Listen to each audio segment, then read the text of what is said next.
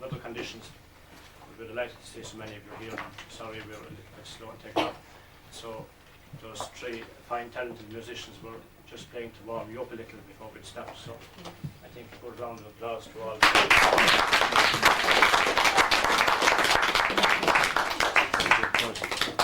And we'll tell you who they were later on tonight, so we'll, as I say, we'll start now, so thanks to those three players. Tonight's session, we've done these for 4 or 5 years back now.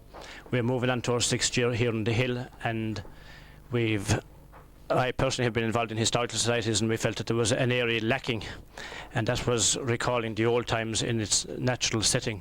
And also many of the older people, that a lot of the tales and stories of days gone by and Christmases long gone would be lost as had happened over the years.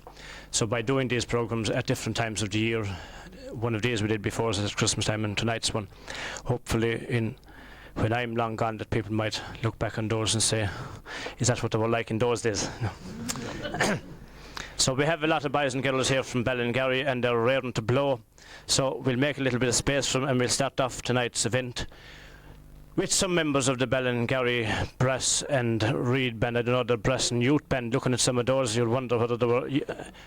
They've no youth, they said.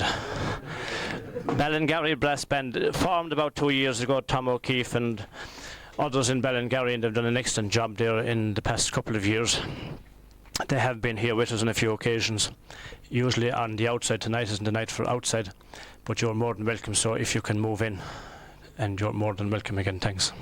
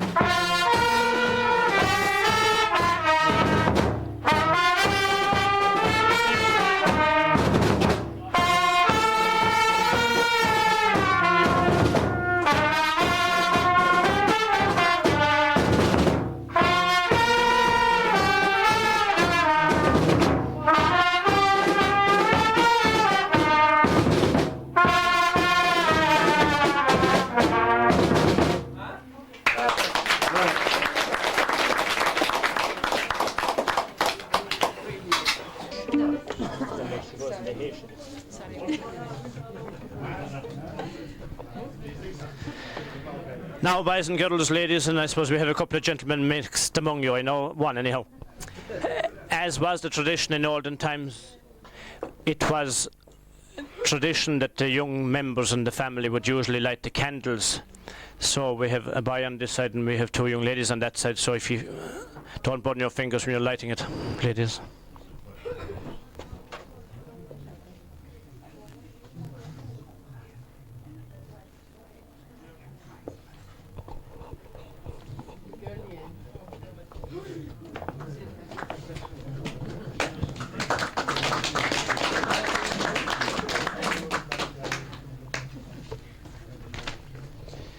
It's a tradition that is changing rapidly. Among many other things, indeed, the Christmas candles are almost gone. And in the course of researching folklore and history in this area, many changes have taken place.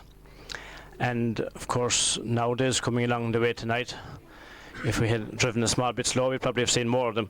Many windows had candles lighting on them, which confuses me somewhat, because as you would know that they didn't light the candles till Christmas Eve, and they continued lighting them until Little Christmas. The candle tended to light for the 12 nights.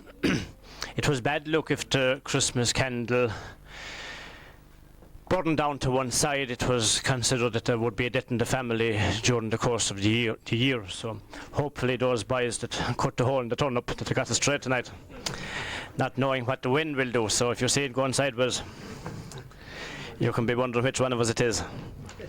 So the man behind my back is new in these parts. He's well known in other parts, and we tend to get the odd lad from County Clare across to Shannon from time to time. And tonight we just got one. Some local people were coming tonight to ring up to say the weather conditions were too bad that they couldn't make it. But this young man, he's younger than he looks indeed. Welcome, Anne-Marie. We're delighted to see you making it out of the bed. Pat Mack here beside me, he's from Clare. He's played with the Tullykelly band, he's played with Bros Walsh band. He won the All-Ireland title back some couple of years ago. Maybe it is more than a couple, I suppose. In the piano accordion. So Pat will play a selection of tunes to entertain you. Pat was also #1 there on the charts last year up in Clare Galway side on the west of Ireland with Whistling Rufus. Was that a bear or a teddy bear? In case you were wondering about the teddy bear, we came across it there recently. Not that there are many teddy bears out around these parts tonight. The teddy bear was created by a German lady in 1888. There's a man over there and he's looking close to see if I get my dates right. In 1888. And Theodore Roosevelt, President of America at that time, he was out shooting in Christmas of 1902, and there was a young teddy bear, and the advisors to him, I suppose, said, "There's a shot for you," and he refused to shoot the young teddy bear. So he took the teddy bear home with him, and the newspapers at that time in 1902, they took many photographs of Theodore Roosevelt with the teddy bear, and hence the name of where Teddy came out of for the bear. So we'll have another Whistling Rufus behind us.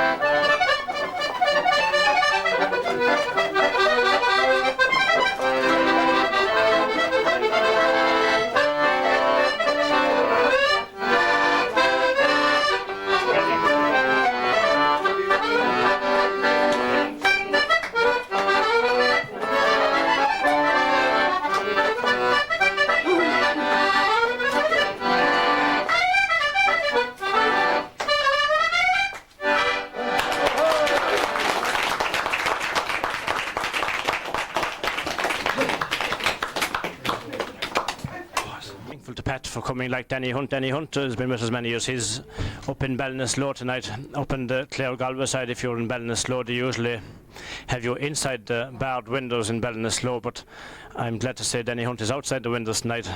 He's not inside in the big house in Ballinasloe anyhow.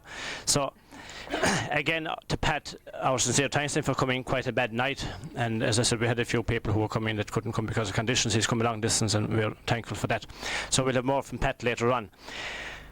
Coming up next is a new visitor here with us.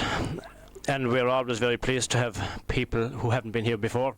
And we're also, of course, delighted to have those who have been here before. So they're all very welcome. Bernadette Dick from Charleville, who is very well known over many years, has played in, appeared on television, radio, Eamon O'Connor's show, cabarets, wedding ceremonies, and has been around for a long time. And she has a very successful radio programme on Cork County Sound, which is a very popular radio station. And we'll get to that later, Jimmy Reedy. Very, very popular in these parts, and her programme is indeed very popular, reasonably early in the morning. So you're more than welcome, and you have the floor. And if you go too close to the fire, you'll get burned, so you've got to move out slightly. So if you come forward, we'll know it's the heat is getting you.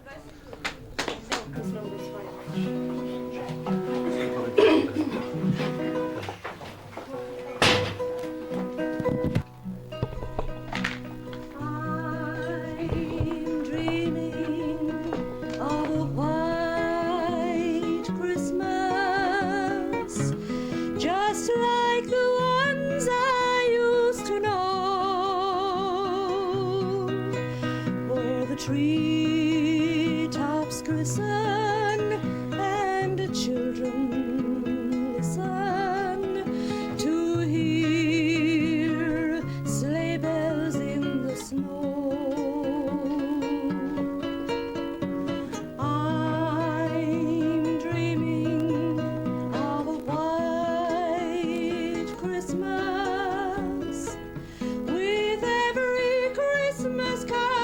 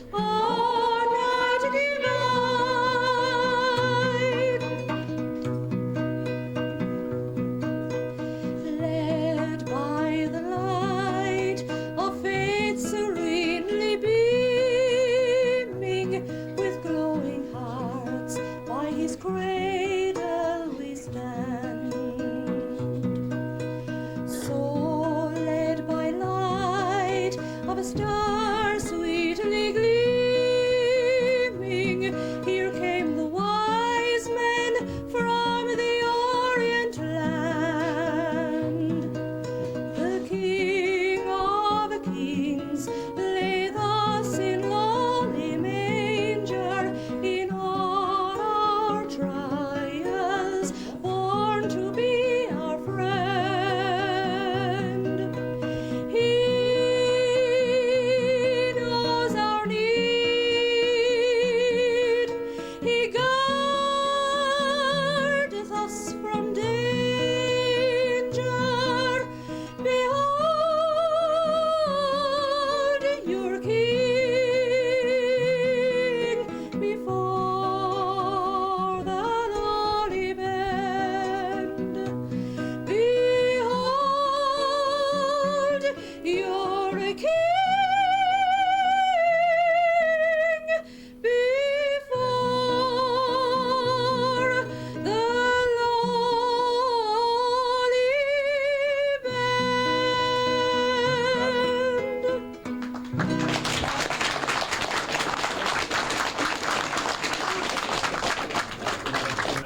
So I'm sure we would appreciate if she would play a song of her own choice just before we concluded. Bernadette, thank you.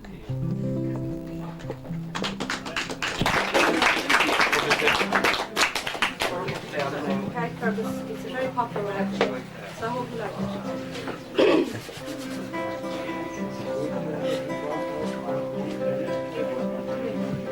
I wish I was in Carrickfergus, only for nights in Ballygrand. I would swim over the deepest ocean, only for nights in Ballygrand. But the sea is wide, and I cannot swim over, and neither have I the wings to fly. If I could find me a handsome boatman to ferry me over, I'd love and die. My childhood days bring back reflections of happy hours I spent so long ago. My childhood friends and my own relations have all passed on now, like drifting snow. But I'll spend my days an endless row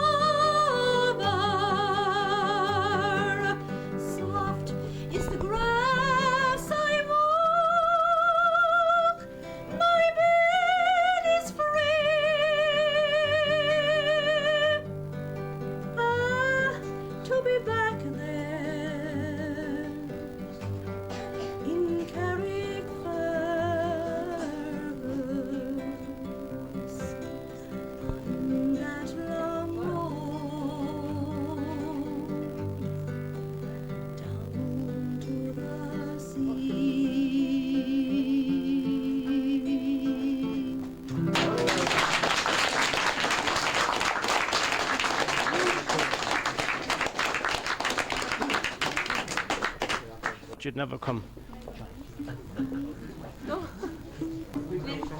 Now, I would like to welcome, as I've said earlier, we would like to welcome you all, young, old, and new, and some of you not so new.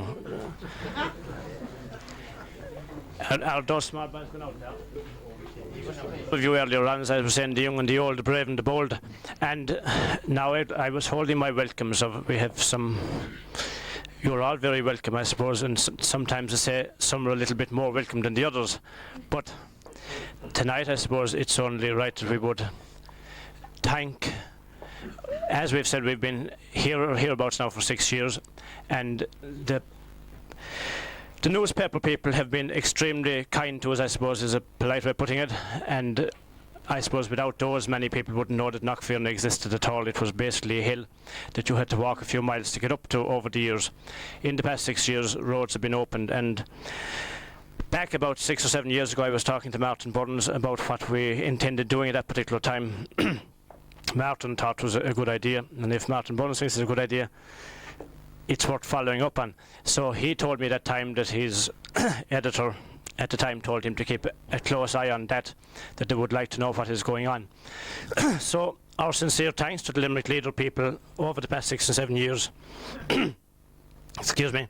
They've been with us and they've reported us quite well, and we've got a lot of publicity, probably more than any other local organisation. So Norma Prendeville and the man with a good Limerick name there, Owen South, have just arrived, and you're very welcome and thanks for coming. Limerick Leader, Norma Prendeville and Owen South. This is the danger area now in case you might miss one.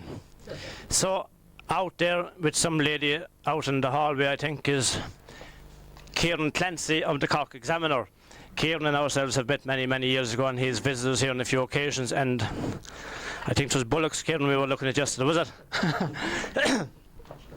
Kieran was covering the fat stock sale in Kilmallock yesterday, so we met him there, and this is where we got Kieran out of, from Kilmallock Mart to here. So Kieran Clancy, the Cork Examiner, again a newspaper that we've taken a piece from because they've written about Knockfearn many years ago. We reprinted some of that, and the Cork Examiner, Kieran Clancy, a wonderful help to us, and we appreciate the coverage from that. Kieran Clancy, Cork Examiner, thank you. We had Richard Sheehy there a while ago, and he didn't like the fire that was sitting on, so he took some photographs and he went home. But in his absence, again, the Observer equally, we are thankful to those for covering us over the past number of years, and our thanks to those. I suppose I should get my order sequence out of order, because we have a gentleman sitting behind the lady with the black shawl, which reminds me of the early in the good old days up in the hills of Clare. She always had the black shawl, but she was somewhat closer to the fire than the lady is tonight with the black shawl. So behind her back, anyway, was the man I was referring to, is Noel Smith of the Irish Independent. He lives in Limerick. His mother, I believe, came from the Ballingarry area, is that right? And Noel has been very helpful to us and very interested in what happens here in Knockfearn over many years. As you might recall, he had a photograph in the Irish Independent there a couple of years ago with the Queen of Lunasa. So we are indeed honoured that those people, and it is newspapers I'm on at the moment, and Noel of the Irish Independent, and your sister is here beside me someplace. You are very, very welcome to the Hill of Knockfearn tonight. So, when I forget one, you can tell me. Cork Radio, we haven't anyone here from Limerick Radio because we said we're going into those in the 28. Some people say here if you do the radio, it confuses everything else, so we have separated them tonight. A man that has broadcast more programs from here than any other, and a man who is very, very involved and well tuned into the Irish scene in history and folklore over many, many years. And he is from Cork County Sound Radio, and as I said, he is recorded here. He is due back here again in January, so we'll give you all private invitations, and if you don't get one, we'll either you didn't reach the mark, or else we forgot you. But we tend to call them all back. We don't have a selective system at all, indeed. And in January we'll be doing a recording session with that man himself, Jimmy Reedy of Cork County Sound Radio.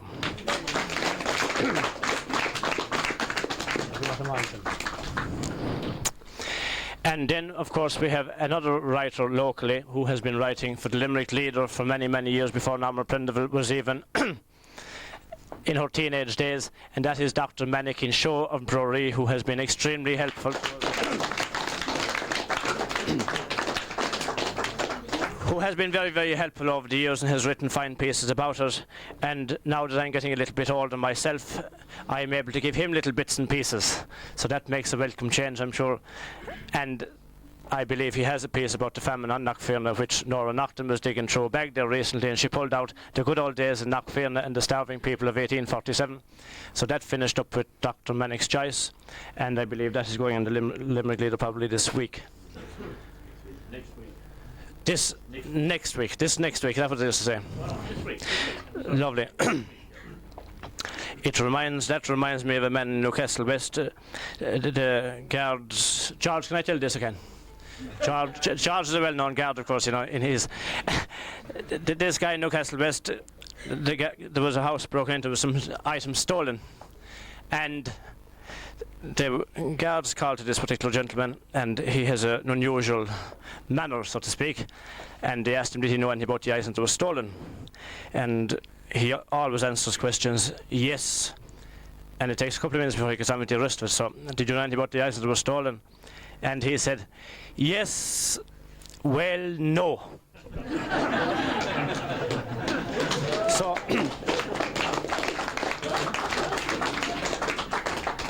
that's a disappointing area for the guards, I suppose, you know, so that's why they're spending a few extra million, I believe, in the news tonight to strengthen the forces, George. Now, we were talking about candles. I think I've covered everybody there. As I said, everybody here, you're indeed more than welcome. We're delighted to have the more mature people among us, and the young people among you, and the middle ones as well. We have them in all categories, and you're all very, very welcome. And as we said about the candle a little while ago, that the old custom, there are many customs, of course. One of the old customs in some areas was to place a sieve of oats and a sieve of oats and a large candle in the middle with 12 small candles about it. That happened in many, many counties, and that was to signify the Blessed Virgin and the 12 Apostles. It would be nice, it is said, that if the old custom of lighted candles could be continued, because it doesn't take that great pile for people to buy a candle and light it on the nights that it used to be lit. As I said on my way tonight, we passed quite a lot of houses where they had candles lighted in every window. Gerald Griffin wrote a poem, as you probably all know. Gerald Griffin was a Limerick man, local, and he also wrote about the Colleen Bawn, who used to live on the upper side of the hill. And I heard some lady on Clare Radio. We do listen to Clare as well, Jimmy, you know, sometimes. On Clare Radio last Sunday, she sang a song about the Colleen Bawn. I said it would suit Anne-Marie beautiful. So Anne-Marie, we have a song coming up for you on the Colleen Bawn. Gerald Griffin had a poem written, and he said, day closes in the cabin small, and as the evening shadows fall, they light the Christmas candles tall for him who is the light of all. So that was Gerald Griffin, so we'll hardly move lighting candles from here, but maybe when our friend of Liz finished with them, she'll cut down the electrical bill. So we would like to introduce one of our young ladies who has been with us now 5 or 6 years. She used to be 12, she used to be 13, she's 14, and she moved on. And then she moved on and on and on, and then she finished up with the National Youth Orchestra. And Helen Naughton, if you keep blowing the way you were blowing there a while ago, you could be off after her to the National Youth Orchestra. So that young lady has been with us. She has never missed a night in any kinds of condition. But then again, as we've always pointed out here, we never had a bad night here. It was always fine. It is in summertime we don't get the fine days. So Anne Phelan will give you a selection, a small bit of classic and a little bit of Irish. Thanks, Anne.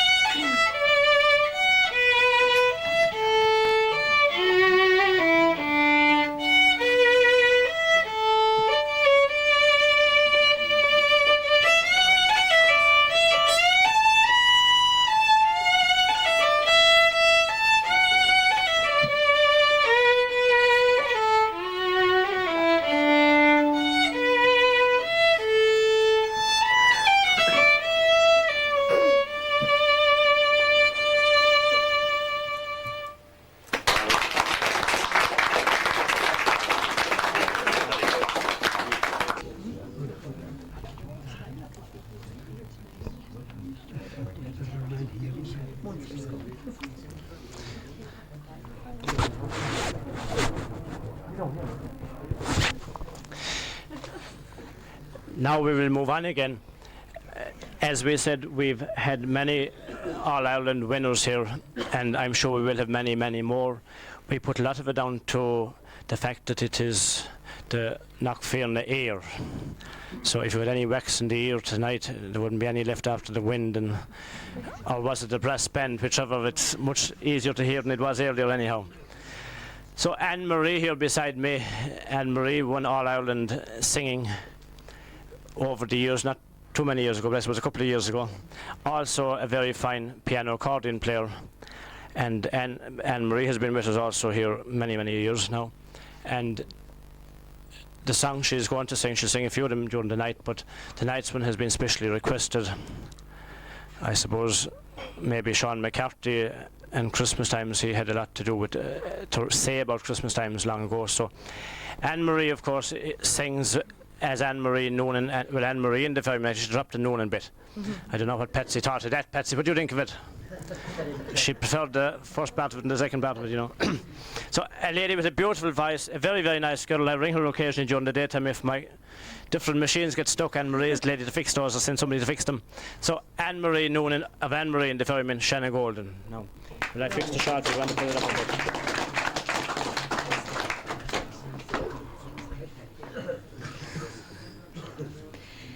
The cold winds from the mountains are calling soft to me. The smell of scented heather brings bitter memories. There's a wild and lonely eagle up in the summer sky, flying high o'er Shanna Golden, where my young Willie lies. Do you remember, darling, we walk the moonlit road? I held you in my arms, love, I never let you go. Our hands, they were entwined, my love, all in the pale moonlight, by the fields of Shanna Golden, in a lonely winter's night. Then came the call to arms, the hills, they were aflame. Down from the silent mountain, the Saxon strangers came. I held you in my arms, love, my young heart filled with fear, by the fields of Shanna Golden, in the springtime of the year. But that was long ago, my love. Our sun goes fine and tall. The hills, they are at peace again. The Saxon strangers gone. There are roses on your grave, my love. There's an eagle in the sky, flying high o'er Shanna Golden, where my young Willie lies.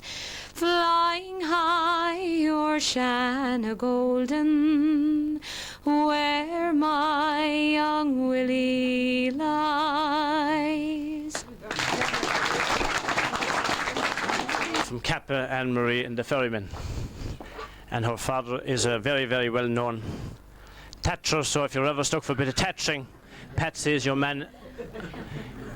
Patsy is your man for the thatching. He'll be patching it in the morning, he says. So the next young lady, we only found her there during the summertime, We don't know where she was hiding. I suppose her mother was keeping her in case she get mixed up with the fairies or anything, you see. So, as we've said, we'd always like to see younger people and new people here with us. We had 3 or 4 sessions here during the Festival of Lunacy Week in the end of August to the end of July and early August. So this young lady has been improving immensely all the time, and Anne-Marie Noonan says she's heading for high heights. Is that right, Anne-Marie?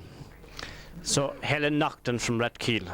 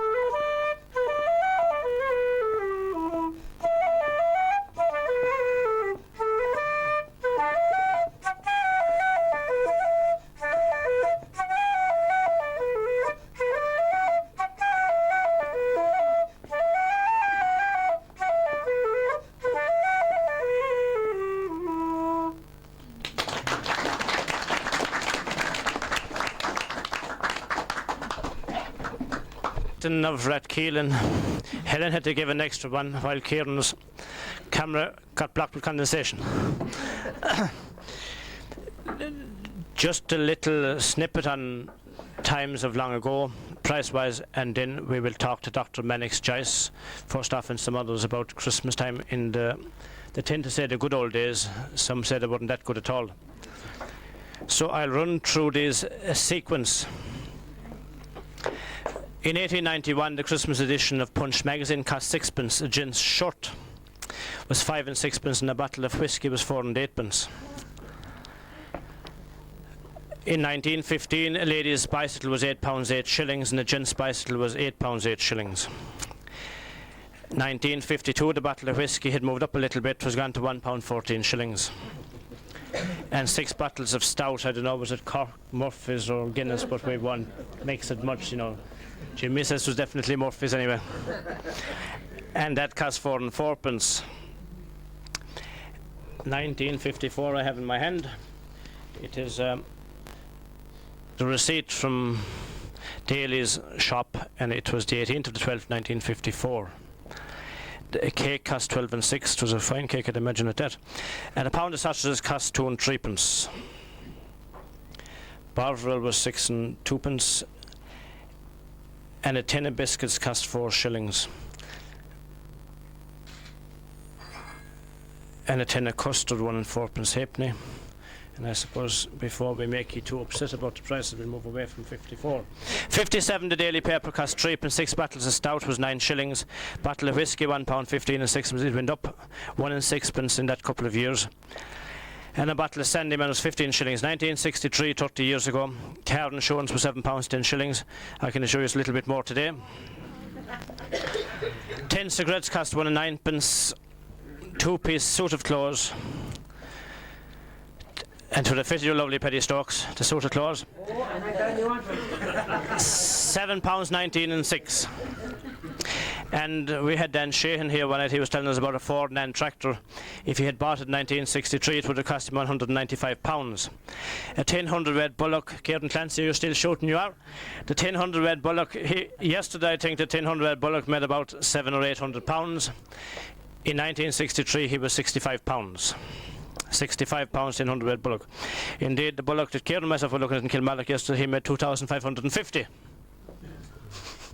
So, if you watch the Farm Examiner next week, I'm sure you'll see a fine big Bullock. The Royal Show Band, some of you who were about in those days, which was a top band at the time, would have cost 6 shillings. Donny Collins Band from Askeaton or Limerick cost 5 shillings. And then, if you had any money left for us, Donny Pedasus cost 15 shillings. The Limerick leader, Norma, if you're still out there, you'd have got it for 5 pence. So we don't know what they're doing with all the profit in the meantime. The Limerick Echo no longer with us, and I suppose that is the reason why they were only 4 pence. 1977, we'll go all the way on these prices. 1977, a bottle of whiskey was £4, 5 and 9 pence. It had changed a little bit. The 6 bottles of stout was £1 and 9 pence. We were no money. Bottle of Sandyman was 15 shillings back in the 50s. It is now £2, 15 pence. Go back a bit here now, 1909. Whiskey was 5 shillings a bottle. Paddy Stokes, you should have been around then. You could have drank a well of it. Quarter pound of tea was 1 and 4 pence. A goose 3 shillings. A chicken 1 and 3 pence. And eggs a dozen 1 and 6. With butter 1 and 3 pence a pound. A farthing was called a fudge. A halfpenny was called a brown. 3 for a trimmer. 6 pence a tanner, and 2 and 6 was a half crown. And in ladies' shoes, whether they like the shoes of the ladies today or not, a pair of ladies' shoes would have cost you 1 and 6 pence in 1909. And babies' shoes would have cost 9 pence, and then you could have taken home the piano for £1.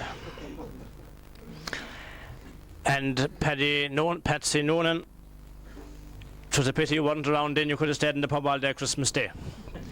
The Limerick leader were also at that time advertising a Buy Irish campaign. So we did have Buy Irish campaigns in those times. And I suppose then I should bring you up to date with some of those prices for comparison. The bottle of whiskey now is £12.50. And Pat Lynn, the ambassador, says 2 pounds of sugar was 1 and 2 pence in them days. In the 50s, 2 pounds of sugar now cost 90 pence, almost a pound. A pound of sausages were 1 and 3 pence back in 54. They are now £1 30 pence, and a half a pound of tea is now about £1.50.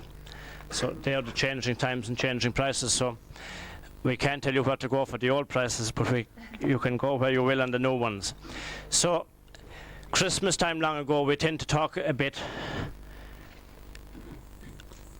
And times have indeed changed, as we said. Indeed, back in the 60s, we were talking about the Royal Show Band. There were various songs that were banned from adults and children alike.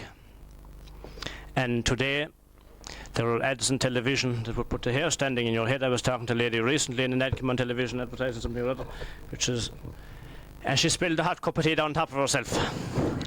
She couldn't reach television quick enough, and that's the government-sponsored ad. But anyway, back to the Christmas and the good old days when we had no television. Is that right, Anne-Marie? It was. You heard them ads.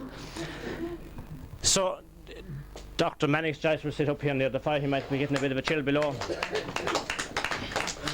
It's a fine town. It was once the major town in the county, as indeed was Ballingarry itself. And there are some quite a lot of unusual characters in most towns, and Redkeel isn't without its share of them. And I was in a house only the other night, and they were telling me about some lady that was dying a couple of years ago, and they went into the undertakers to get a coffin for the person who was dying, and the undertaker said, I'd have to go and collect the body, that we don't do it like that, you don't take the coffin out. And they said, well, she's not actually dead yet. And the grave was also dug. But then we had one in the past week. That reminds me of Sean Magner selling a bed in Newcastle West a few years ago. This lady was dying as well, and they had the bed bought only a couple of days. It was a span new bed and it was spotless. So the lady died and then had no more use for the bed, so the bed moved on into Newcastle West to the auction, and Sean, God rest his soul, and a fantastic musician he was. And Sean, the bed comes up, and he said, as new, it was only used one night to see, and then she died. And they all laughed, and they thought Sean was joking, as ye all thought I was joking also about the previous story. But also last week in Redkeel, somebody I met told me about this lady that he had knocked down a cat. And the lady was standing at the door, and she was very upset, and she was bawling her eyes out over her cat that got knocked down. There were a lot of potholes, and probably if he had hit a pothole first, the cat would have been alive. But he went over and he said, ma'am, says he, I'll replace that cat for you, no problem. And don't be upset over the cat. I'll replace your cat. Oh, that'll be fine, so says she. I hope you're good at catching mice. Should have been. So. And they were all true stories from Redkeel in 1993. So we'll give you more than 1994. So Dr. Mannix Joyce, we'll let him roll on for 10 minutes or so. And if he moves out, it's because of the heat of the fire. Well, anyway, I'm sorry for this interruption of the song and the music and so on, because I'm sure that'll be far more entertaining than listening to me. But anyway, since I was asked to say a few words about old-time Christmases, I remember back to the time when people went to the nearest town. Now, I don't know, I say the custom held everywhere that the nearest town to you, Kilmallock in our case, now if a person said they were going to town, it just meant they were going to Kilmallock, and if they were going to the village, it was to Bruree. But they went to town anyway, to their nearest town, to bring home the Christmas. And sometimes they went on the market day in the town, and that was the time of the Christmas boxes. When, well, the value of the Christmas box, of course, would depend on the amount of custom you left in the shop. But the usual Christmas box would be maybe a fruit cake and a bottle of wine or a bottle of whiskey, all depending, as I say, on how good a customer you were in the place. Now, there were great preparations for Christmas, of course, a lot of whitewashing. The house would be whitewashed and the walls around and the out offices and so on. And decoration was nature's decoration. They went out and they cut holly and ivy, sprays of holly and ivy as you have here. That was the traditional mode of decoration. Paper decorations and all the modern tinsel and all that didn't come in at that time. They just had the red-berried holly and the ivy, and that looked lovely against the background of a whitewashed wall. Now, I'd like just to move on to another thing here, because I have some examples of them. That is the custom of the Christmas cards. Now, in my youth and for years afterwards, there was a post on Christmas Day. And usually, in our place anyway, the postman arrived maybe about 9 o'clock on Christmas night, much the worse for the wear and tear and the generosity and of the people along the way. He'd usually come not quite capable and would have a problem in reading the addresses of the thing. But most of the Christmas cards came maybe a day or two before Christmas, and quite a lot of them would come on Christmas Day, and it was a wonderful thing to get a Christmas card on Christmas Day. Now, I have some old Christmas cards here, and you know, they're very different from the modern Christmas card. Here is a one now from the year 1902. That is 91 years ago. A Christmas card that was sent. I got it from people who are now, they're all dead. with best wishes for Christmas and the New Year from J. Sheehan, Arda. Christmas 1902, so it came from West Limerick. I'm sure now the colours would have been much, better on that, stronger. It would have faded over the years, and the ribbon would have been coloured. Now, here is a small one. The Christmas cards were small, and they were bound with a bit of lace or a ribbon or something like that, and it was sent by a man named Hogan, and there's a H there, nicely worked H on the thing. That was 1914, and it was a neighbour of my own, Patrick Hogan, Tankerstown, Kilmallock. Now, here's another old one again, a kind of silvery, and the bells, I'm sure the bells, they are now were in a strong blue or a violet colour, and this here was a silvery. But those are some old cards now. As I said, the oldest of them going back 91 years. Now, here was a later one. That now is from the period of the War of Independence. And it has on it here Durham, Lincoln, Holloway, Birmingham, Gloucester, Mountjoy, where Republican prisoners were interned. And this now was, I think, in 1920 or 21. And to some Debbie, to Debbie from Kit Vaughan. Now, if I'm sure Noel there would know, some of you know Mick Vaughan. He was a barber in Limerick, Vaughan's hairdressing place. No, that was a sister of Mick Vaughan's. She's dead now, Kitty Vaughan. And the message on that was an Irish message and an English message. Forget thee, I never can, though tyrant laws our too fond hearts may rend, I still remain an Irishman and faithful to my country and my friend. And there was go dugad dia nullig va hoot, is go a sayer on Tom Saharish. God give you a good Christmas, and may Ireland be free this time 12 months. Just showing the spirit of the time, 1920. And another one from the same period again, 1920. Dies Maruit, just a salutation. It's the same again. And here, a lady in Celtic costume, Balo Yurtse. And another one again, those are the old Christmas cards now. And again, with a view County Antrim. Oh, that now. Nullig fe hiachan is Saoirse, Christmas, peace and freedom. And a verse from Thomas Moore. But I thought I'd bring those along to show you some of the old Christmas cards. Now, there was another thing too, rather than depending on my own memories. You know the famous piece in Glenannar by Canon Sheehan, where he describes the old-time Christmas. And I think that is worth recalling. I won't read it all, but he says the family had gone to early mass, some to Ardpatrick or Ballyorgan, some down to their own parish church.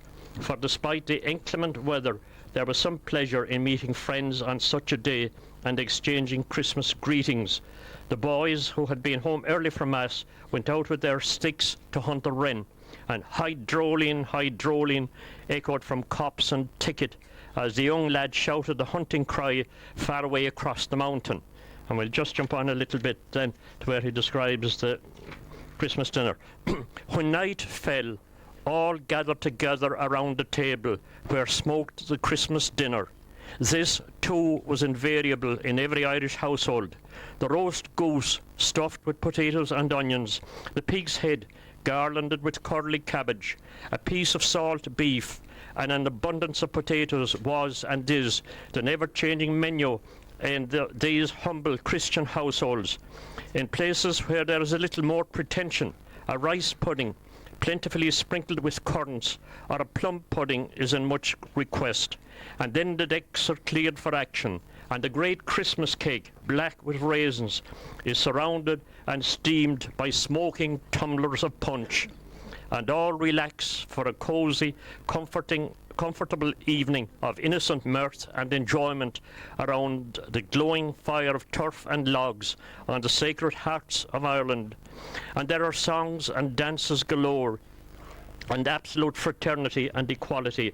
for servant boys and girls mix freely with the family on this great holiday of Christian communism. And many a quaint story is told, and many a quaint legend unearthed, as the memory of the old travels back into the past, and the hopes of the young lead forward to the future. And all then was limited between the four seas of Ireland. America had not yet been discovered, and the imagination never travelled beyond the circle of the seas. And so there was nothing but Ireland to talk about, nothing but Ireland interesting. The Ireland of the past so dark, so tragical, the Ireland of the future so uncertain and problematical. There was just one other thing I'd like to mention before you go on to the music and so on. Kevin Danaher says that in 1935 he heard a custom came with the Palatines from Germany. It was called the Großen Schuss, I think the Great Shoot, and at noon on Christmas Eve, it was the custom of the Palatines to go out and to fire their guns in salute for Christmas. It was a custom that they had brought with them from Germany. And Kevin Danaher says that he heard the shooting in 1935 as late as that, and that among quite a number of the Palatines they still had the German word, the Großen Schuss, for the thing, that they had kept alive that word. So I think that's about as much as I'll give on this occasion, that we have brought back maybe some memories of the Christmas. And Canon Sheehan, of course, was the great reporter on the Christmas of pre-famine Ireland. So shin shin anyway. Right.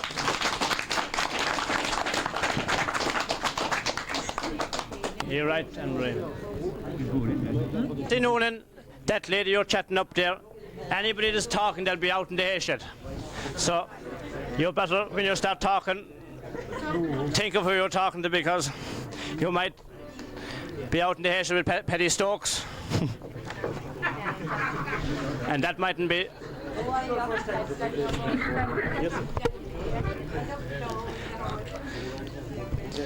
Now, ladies, we will move on again.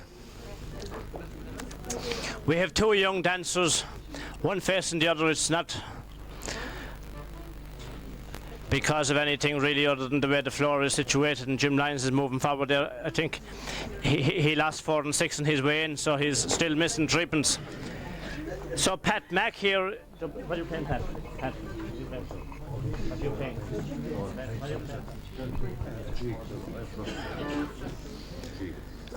Louise Molyneux is the young lady here beside me. Excuse me, Louise Molyneux. Into the running thing, so to make any noise. So, and there is tea shortly, so we will take a little break in a while. So Louise Molyneux is the young lady that's standing here in front of me. Louise joined us back on St. Patrick's Day last year, and Rathkeale seems to be coming up all the time, but Rathkeale was one of the places we went to with a St. Patrick's Day float from Knockfair and the Heritage and Folklore group, and they must have liked what they saw. Betty, would you shove the cans where Jack stuck the shilling, Betty? And we went to a day at Rathkeale and Ballingarry during the course of the evening. I do believe actually with these modern cans, if you shake them, they give a good fizz, you know.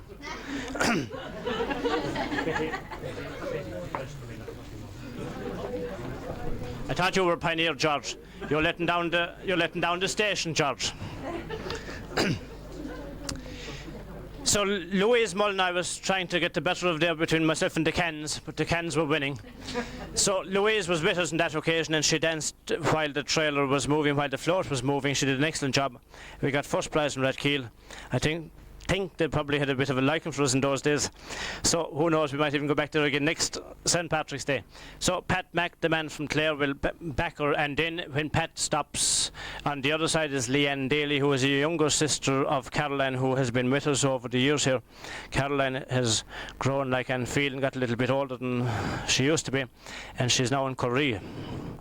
Or is she in Japan, or is she in Australia or New Zealand? So she's actually on a world tour with the Kerry Kyotis group, so that's why she's in all those different places at the moment. So I hope she's minding herself, George. Cat.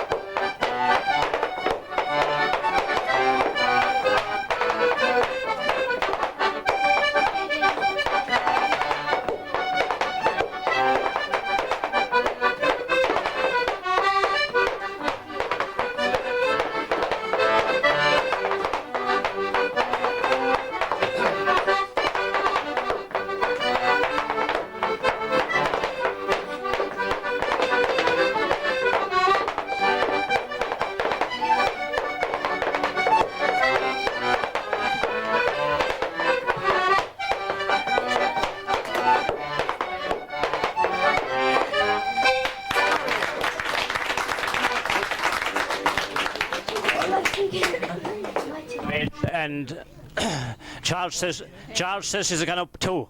She's up 10. 10 years of age, and Louise Mulliner from Redkeel is also 10 years of age. She was 9 last year, so I think you moved on one as well. So 2 very nice young ladies. We're delighted to have you, looking extremely well. And make sure you hold your father's hand when you're going out, because the wind is blowing strong and you could get mixed up with the fairies on Knockfirna Hill. So Anne-Marie Noonan will back her on the music, and that man taking the photograph, as I said earlier, we're delighted to have him, Owen South. He's a nephew of that well-known man of many years ago, Sean South, so we might have that song before the night is out as well. So thanks for coming on. You're very welcome on the hill.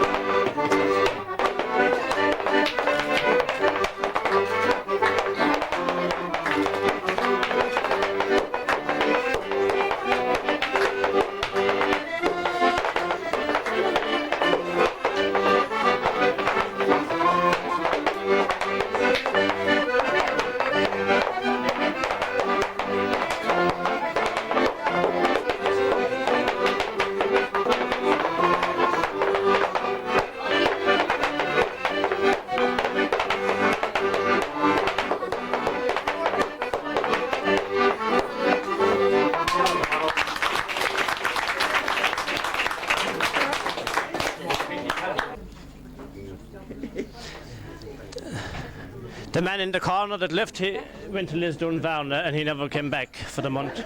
So he's moved out of the corner. So. And the man behind my back, if there's... He went to Lisdoonvarna as well, but he came back on his own. That's not a good introduction. We'll I'm only plugging for you. So he says anyway that we'll send him again next year. So ladies and gentlemen, boys and girls, if we could have a little bit of quietness now, please, because the hayshed isn't full yet.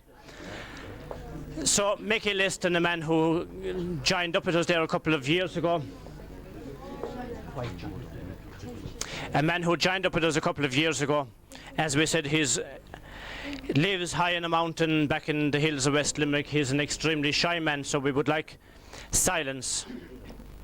He has a couple of stories to tell, and I hope they're cleaner than the ones Paddy Stokes usually tells. Thank you. I suppose I was making my business sort having a bit cleaner. Well, I'll tell you this one anyway, about two brothers. They lived together for a good few years, but this fella anyway, he said he chanced going to America. He was a very tall lad, but not too good looking. The other fellow was small, very nice looking fellow, but the tall lad anyway said he'd go to the States and he'd have a chance maybe getting a woman. He hadn't the hope, he said, where he was staying, but he'd for the States anyway. I got after a couple of years, he landed back with this lovely blondie girl, and he made a good few quid there, but I got when he came home anyway, he said to the small lad, did you ever think of getting married? No, he said, I had the hope of getting a girl, he said. He said, you don't move out. My God, that's a fright, said the small lad, and I'm better, lot better looking than you, but I know from got out this. He said, I'll move out. He said, go down the country, there's a dance hall down there the country, and you'll have a good chance. So your man, he'd off down anyway, and he went into the hall, and he was looking around, all of them were dancing, boys and girls, and he had an awful job to pick out the girls. But God knows he gave a look down towards the door, and this lovely tall girl was standing below near the door. She was very tall, too tall for him, but he said he'd have someone to be looking up to anyway. He picked up a bit of courage and he went down. He said, will you dance, miss? He said. That's what brought me here, she said, so by God. He went out dancing anyway, and they danced away for a bit. He plucked up another bit of courage. He said, any chance I could see you home? Oh, I was expecting you to ask me, she said. I got after a while anyway, a couple of more dances, I moved out. He said he'd go away, whatever direction this girl was going. But when I went outside the door anyway, he said, what way I was travelling? Oh, walking, she said. How about far to go, she said. Here about a throw of a stone, she said. But I walked down, they were gone about a quarter of a mile anyway. He said, sir, how far more to go? Yeah, about a throw of a stone, she said. God, he says, who throws the stones around here? She didn't answer him anyway, but they moved along for another bit, and he said, any chance of a kiss? God, she said, I would love to kiss you. She said, but you're too small. And God, he was thinking, what in God would he do to get a kiss from her? But he hadn't better do it. I kept walking. By God, he spotted this children on the side of the road. He caught the house of the children anyway, and he brought down with him. He says, any chance of a kiss now? Will you be able to kiss me, she said. I will, he said, I stand up on the children. So he stood up on the children, he gave her a kiss. And by God, I moved on anyway for a good bit, and he says, I'd like if I got another kiss after. No, she says, you haven't to hope in God. I only gives one kiss in the night, and I got if that's the case, he said, there's no good in bringing the children any further.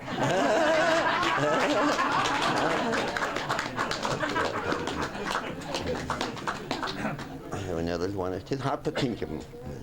I'll tell you about this fella. He was very anxious to go to the Holy Land. Oh my God, he hadn't enough of money, but he said, I'll spare away. And he spared enough anyway, and he said, I'll hit for the Holy Land now. He had enough of money, hit away. Going around day after day, looking at all the different sceneries, and going to see where our Lord was born and all this kind of thing. But this day he came across this lovely little lake. There were a lot of boats around the lake now, you know, so this fellow was walking up and down along the boats, and he says to your man, who owns them boats? Oh, they're mine, he said. He said, would you hire one out to me? Oh, I'd love to, he said. I'd like to go for a trip across the lake, he said. All right, said your man. And what way do you charge, he said. Oh, he said, by the yard, he said. 50 quid for 100 yards. Oh, God Almighty, so that's an awful price, he said. Well, he said, after going 100 yards, I'll give you a reduction by the yard after that. Oh, God, not at all. He said, man, that's too dear altogether. Well, he said, you're a foolish man if we don't go out boating. You're a wise, you see. God, that's a lovely spot. He said, every fellow comes here goes boating because our Lord walked across that, them waters there across that lake. I wouldn't be one bit surprised, he said, in what you'll charge you for the boat. Thank you.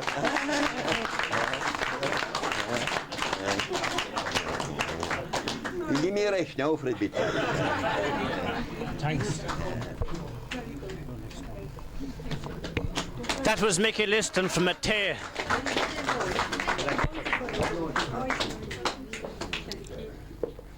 John, song. But then again, it was very few Kerrymen that ever came to Limerick, didn't show the Limerick lads how to do it. Isn't that right, James? That's what he was saying, yeah. So Jim Lyons from the hills of Knocknagashel. Jim is always very popular here with us over the years. Welcome, Mr. Fitzgerald. I'm delighted that you made it up the hill of a windy night.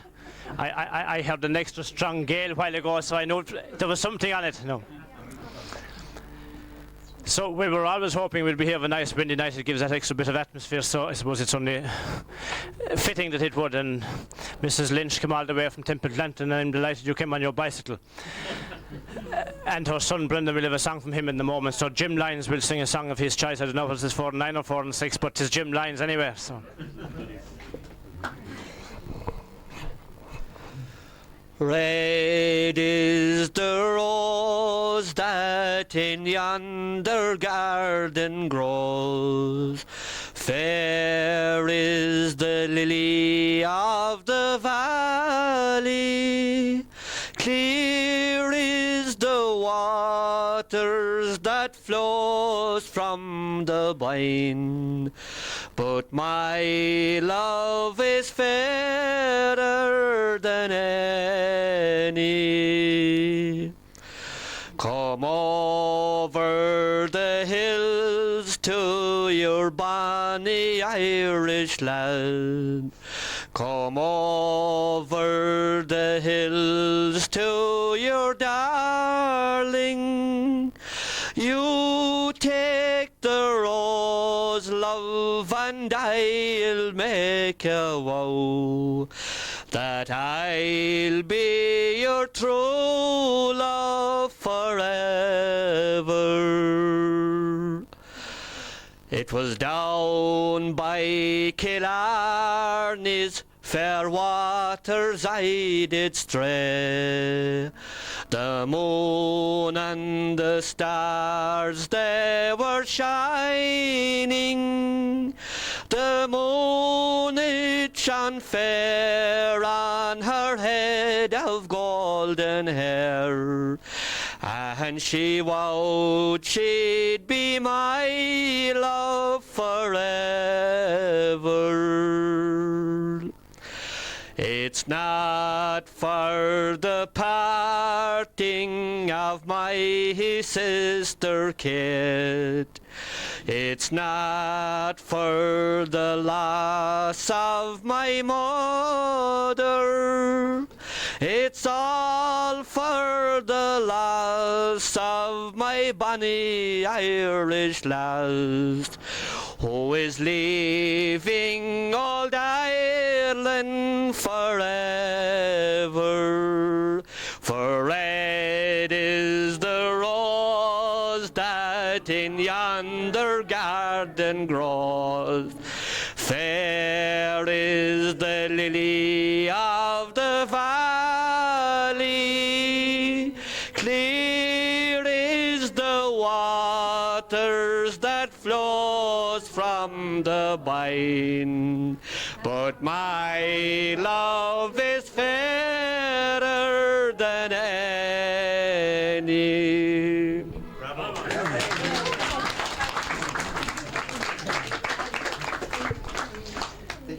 That was Jim Lyons. Jim Lyons, the Kerryman. I have a man sitting here beside me, like the one in Rathkeale a few years ago. It was strongly rumoured that this man got knocked down, he was dead and buried, and said lovely things about him. But we're delighted to say he's still here tonight, 10 years after. Connie Corbett of Newcastle West, Drummondale. He is the nephew of a very famous scholar, Thomas Conba, and a very, very man of great detail. And we're delighted he came to us tonight.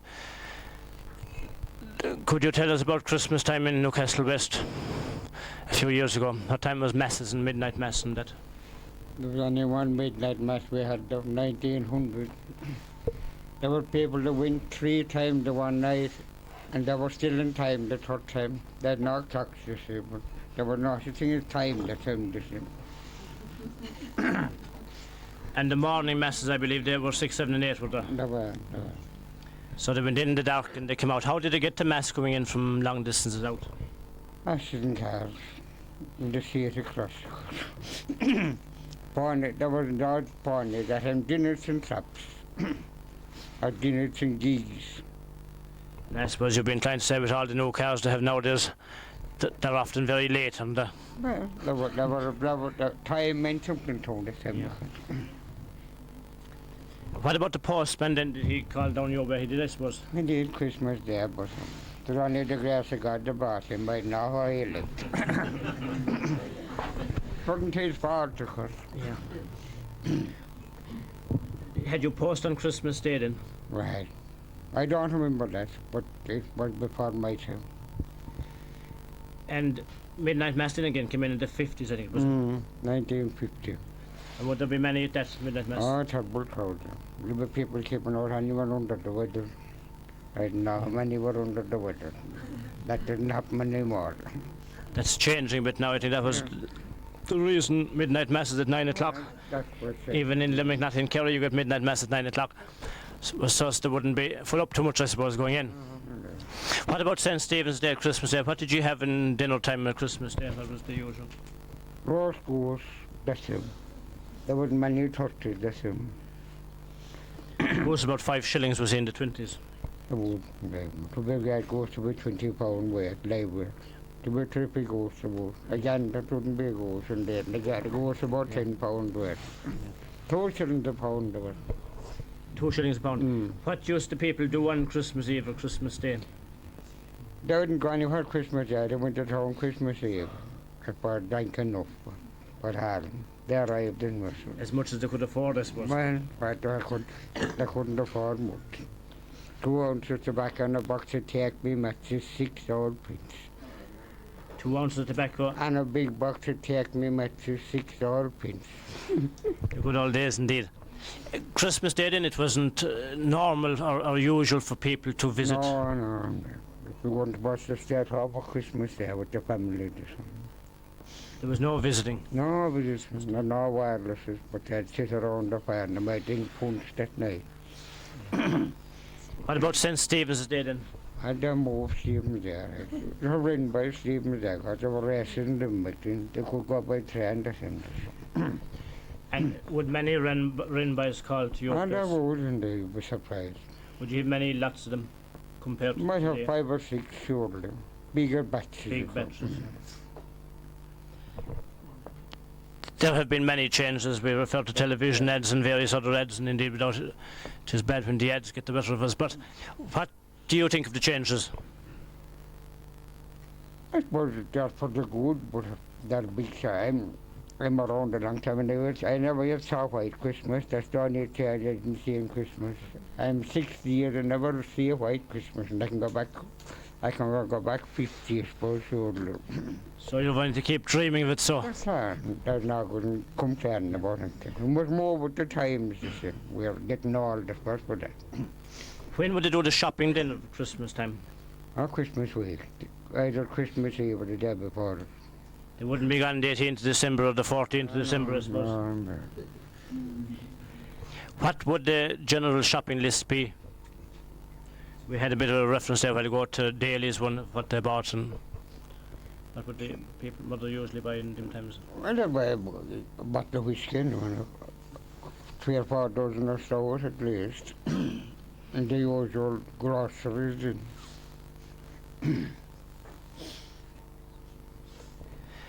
What about New Year's Eve then? There wasn't much not For those who were still sober at that time? Well, they lit candles in New Year's Eve as well, Yeah. little Christmas Eve. I suppose one of the memories for those of us born looking up at hills, or indeed up in Donegal there, I was up there at the end of August time in Glencullen area, and at night time you will see the various lights lighting around the hillside. That's almost gone now, you There were know. no Christmas candles in my time. They hadn't They candles. hadn't. And when you get the Uncle Sam, don't call them, they run, they were more, they'd melt away like blazes. As you said about if the Christmas candle ran down from my name, ran that time, there'd be no one left in the house if the customer threw. Yeah. And Little Christmas then was nil, was it? That was the women's Christmas, of Yeah. course. That was quiet. Thanks, Connie.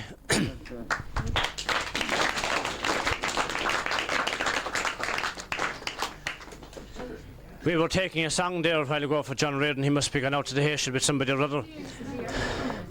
So while we were waiting, mind the ladies there. John is one of our committee members. He joined up with us there a few years ago, and we've had a committee of about 15. As I said, we started about 7 years ago. There's a few of us still left, and we've got some new people along the way, and they're always welcome. And it's basically small enough, good enough and strong enough and working enough, so we're quite effective. And we would like to thank everybody, as we said earlier, newspapers, Limerick Leader in particular, I suppose, and the other ones, because without those we wouldn't have got the status which this committee has today. And the politicians, I said, Dan Neville out there a while ago, we thank those for the assistance we've got to date. I won't say the huge amount of assistance, that wouldn't be quite correct, but the assistance we've got, and hopefully we would get a lot more in the coming years, you know. In the famine, as we referred earlier to, the research that has been done, we've collected a lot there during the summertime, and we would have a lot of plans for 95, 96, 97 period to commemorate the famine here, as we calculate approximately 500 people would have left the hill during that time, and the amount of deaths are difficult enough to put a spot on. And we do know, as I referred to Dr. Manning's choice a while ago, about there is great detail on one particular person who died in of March of 1848, where up on the hill here in Knockfearna, that husband had died. He was lying on a bed of straw on the kitchen floor, and the wife was literally dying beside him, and the husband, or her son, was out working, getting tuppence a day, and they got 10 pounds of Indian meal, which was cooked but didn't, the man died before the meal was cooked. So there were indeed terrible times, and that is just one example of the many deaths. As many of you will know, that the census of 1841 gave a reasonable reflection of the population, but as the population was rapidly rising at that time, by the time the 5, 6, 7 years had come, probably the population was gone up another 25-30%, I would imagine. So the figures which do exist for 41 and 51 period wouldn't be quite correct. It was much higher. Therefore the deaths were also much higher. So we have a lot of records showing where a huge population, indeed there were more landowners or tenant occupiers on the hill of Knockfearna owning an acre of land or more than there was in all of West Limerick put together. And the reason for that was not because the land was good, but because the landlords owned Newcastle West. You had one landlord who owned a lot in Ballingarry. You had two landlords owning all of the lands in Redkeel. You had similar. Things have changed indeed, changed about completely in regards to ownership in those particular places. So Knockfearna was a commonage, and that is why the population was so big. They couldn't be evicted off of those lands, and it was a very big population. It was very common for them to attack the wealthier people down the lowlands, and it was very common also for them to attack the flour carts coming from Limerick, which is referred to quite often at Kilmacow. That we got from the Freeman's Journal and the Limerick Chronicle of the time. But a gentleman from Abbeyfield, a guard indeed, was on to me last week, and he said that as we were checking that area ourselves, that he had been checking something else in that particular part of Limerick, Kerry area down there, and that the nation of 1847 gave the Irish point of view, where the police in those days, the police then weren't gentlemen like they are today. Isn't that right, George? And we do get references there in the Nation newspaper of the 1840s, where the police and army came up to the hill of Knockfearna and threw men, women and children out across the hill and levelled the houses as well, following those attacks in the lowlands. So that is for another day, another night, and another year. In a couple of years' time we will be doing that in detail, recalling those events, and we will have different happenings here during those particular years. So, as I've said, we are delighted to see so many of you here, and this house was in existence in the census of 1841 and 51, and we're delighted there isn't any drop down. and that the windows are holding quite well. It's a strong pane of glass. You needn't worry about it too much in the front if you say it's shaking. So to our committee members, I would like to thank them for putting quite an amount of effort and work into quite an amount of work put in getting the place ready. Most of the stuff, due to the changing times long ago, you could leave a house as it was. But nowadays, when you come back, it mightn't be as you left it, so we have to move the items of any value out of the house, so it puts a little bit of effort to get it back together again. So our thanks to all our committee members, Betty Fitzgerald, David O'Riordan, who is doing a fine job there as secretary, and John O'Riordan, when he isn't out running the hills. He does other things, so John will give us, he says the moon is behind the hill, but I didn't see any sign of it now coming up. So John O'Riordan. I watched last night the rising moon upon the foreign strand, till memories came like flowers in June of home and fatherland. I dreamt I was a child once more beside a rippling rill, where first I saw in days of yore the moon behind the hill. It brought me back the visions grand that purple boyhood's dreams, its youthful loves, its happy land, as bright as morning beams. It brought me back my own sweet Nor, the castle and the mill, until my eyes could see no more the moon behind the hill. It brought me back a mother's love until in accents wild I prayed her from her home above to guard her lonely child. It brought me one across the wave to live in memory still. Sure, it brought me back my Kathleen's grave, the moon behind the hill. And there beneath that silvery sky I live life o'er again. I counted all its hopes gone by, I wept at all its pains. So when I'm gone, oh, may someone the minstrel's wish fulfill, and remember him who sang before the moon behind the hill.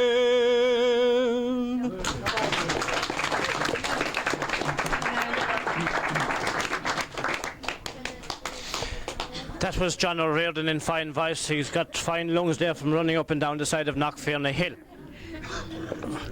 The next man sitting beside me is Patrick Naughton from Rathkeale. And they used to say in the Rambling House that the thatched house is gone and all that's left is the memories. And of course there was no televisions in those days. Times indeed have changed. In our house at home it was quite common for neighbours to come in at all hours. The door was usually open. And travellers travelling the roadside, whatever, they always came in and had tea as well. It was also quite normal for neighbours to come, and they'd usually stay until 12 or 1 or 2 indeed. Sometimes some things don't change at all. No. The neighbours we find down in Rathkeale, they'd keep you up or keep you in or whatever till 12 and 2, you know. So we're delighted to see some things don't change, and we're delighted to see that here indeed during the summertime we had a few casual type of Rambling House sessions, and the Rathkeale crowd, Patsy McCann and John Hughes and company, they stayed until 2:30. So they liked the open fire, I think. What was Christmas time like in Rathkeale in your young days? Well, I suppose there was a big change from the present day anyhow. What time would the postman come a bit nearer? The postman would come at about 10 o'clock in the morning. You were near the town? He was near the town. In our house In long his ago from the charge. hills at Clare, it was 10 o'clock at night. He used to come on the bike. And he didn't really know that he was going or coming, you know. Well, What our Chris- postman didn't drink. That was the only thing that saved him. We didn't know you had any pioneers in Rathkeale, actually. What about Santa Claus then in those times? Connie didn't tell us about Santa Claus at all. They had no Santa Claus in Newcastle. There wasn't very few people, I'd say, had the Santa Claus them there. But they would have got something. They would have got some small presents. What Money wasn't so flush in those days. What would you have got in your young days? Something very small, I suppose, a motor car or Yeah. some Jack in the Box or something. And would you have hung up a sock? Was it Well, we would be told, hang up a sock. Mickey? You, Would that be a clean sock? Because Mickey Liston said anyway that was the sock he was wearing all day, and Santa Claus missed it. All right, Mickey. It was common to hang up socks. I come and think. hang up the sock at night, see what you might get in the morning. At least it was common. It was common 25 years ago when I was in the Santa Claus Brigade. Anyway, or was it more than 25 years? And what about Christmas Day? Then what was the usual menu as such? It was mostly a goose for the Christmas dinner. And did you have visitors, or did you go visiting on There Christmas wouldn't Day? be any visitors on Christmas Day. You might have somebody on Stephen's Day, plus another Ranby. Yeah. Well, Ranby is plentiful. Well, not so plentiful, but you get there maybe 2 or 3 batches. Did you have many last year now? I don't think we had anybody last year. They're nearly gone. They're nearly gone. What about St. Stephen's night then? Well, St. Stephen's night now. Long ago now, it's, long ago. I prefer not to hear about St. Stephen's night now. Well, Where would you go dancing long ago in St. Stephen's night? you would go to the hall, I suppose, in those days. What hall used you go to? I went to Ardla, I went to Newcastle West. And How did you we travel had to one them in places? town, but it was later on, we had it in town. How used you go to Newcastle West and Ardha? It was only the bicycle we had Bicycle. to move around. And Mickey Liston then was saying he was following the lady, she was throwing the stones. How you said Mickey fell ago? Yeah. We won't ask you many more. Did you meet your wife in Ardha then? I did. And how used you take her home from the dances in those days? She hadn't far to go. As you said, On the bicycle, was it? as you said, to the stone's throw. Stone's throw. How much did the dances cost? Only 4p in those days. What year would that be about? 39, I suppose, 40, 41, around that time. And the changes that have come about, what do you think of the changes now compared to maybe the 60s and 70s? You needn't go back too far. I suppose the changes have come for the best, there's no doubt. Yeah. Things are more plentiful at the moment. Thanks, Patrick Naughton, Redkeel. Thank you. Ida, don't sit down at all. Come over here to us. Can you come around this way? Jim. Sheets of paper. No, it's too hot. I'm hot enough.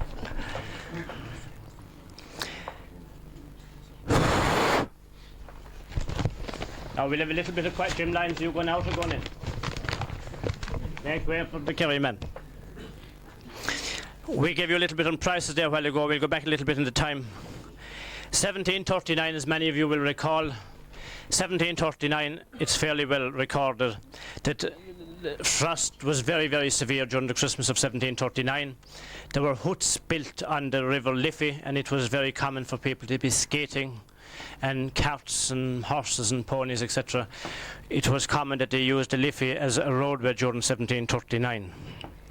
1792, on Christmas Day, 17 people died in the Grand Canal when, after a little bit of too much booze, possibly, the boat overturned. That was on Christmas Day of 1792. 1827, it was quite common and recorded in Kilkenny, Limerick, Donegal, Kerry and Antrim, and also recorded in 1878 that it was very common in the Blasket Islands also that hurling matches took place in all of those counties. It was quite common to have hurling matches on Christmas Day in those places. We are sorry to say that the wind has died down so much, but as Connie Corbett said this evening, take no notice of that shower of on the television and the radio, because they can't ever forecast the wind accurately anyhow.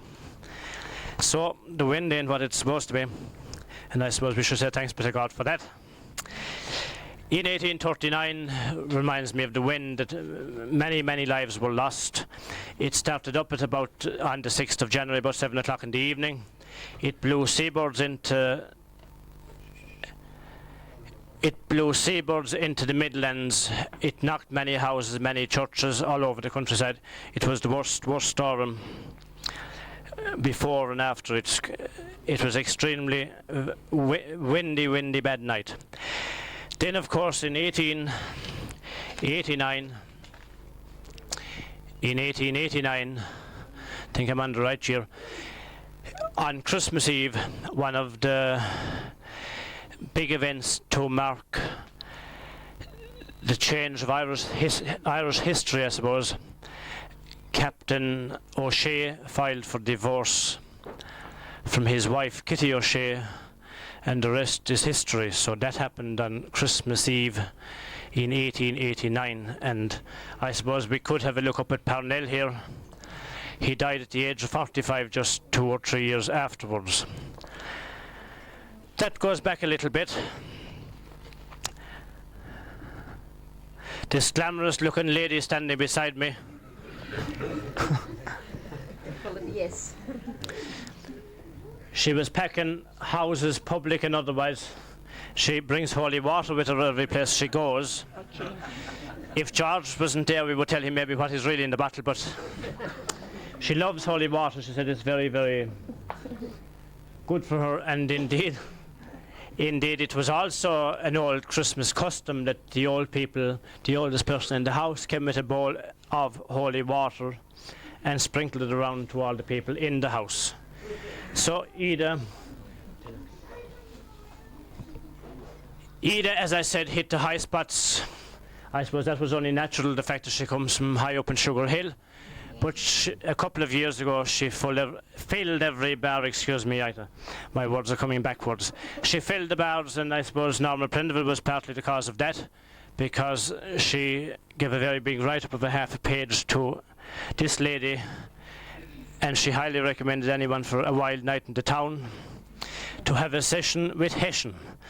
So the Hessian is Ida, and I'll sit down. Thank you. So Ida Hessian. Thank you very much. Thank you. Is it on? Now I'll sing you a Christmas one, saying that it's coming near Christmas. I had another one practiced, but George asked me to sing a Christmas one, so it's Find Me My Daddy for Christmas. So off we go then. It is getting close to Christmas. All the children are playing round a tree. When one little boy said, "Mommy, would you do something for me? I'm writing this letter to Santa. Would you please send him my note?" The tears fell down the mommy's face when she heard what her little boy wrote. "Dear Santa, I love you. Will you do something for me? Find my daddy for Christmas and bring him back home to me. I don't want a bike or a teddy. I don't want nothing at all. Just find my daddy for Christmas and bring him back home to me. Find my daddy for Christmas and bring him back home to me." Thank you.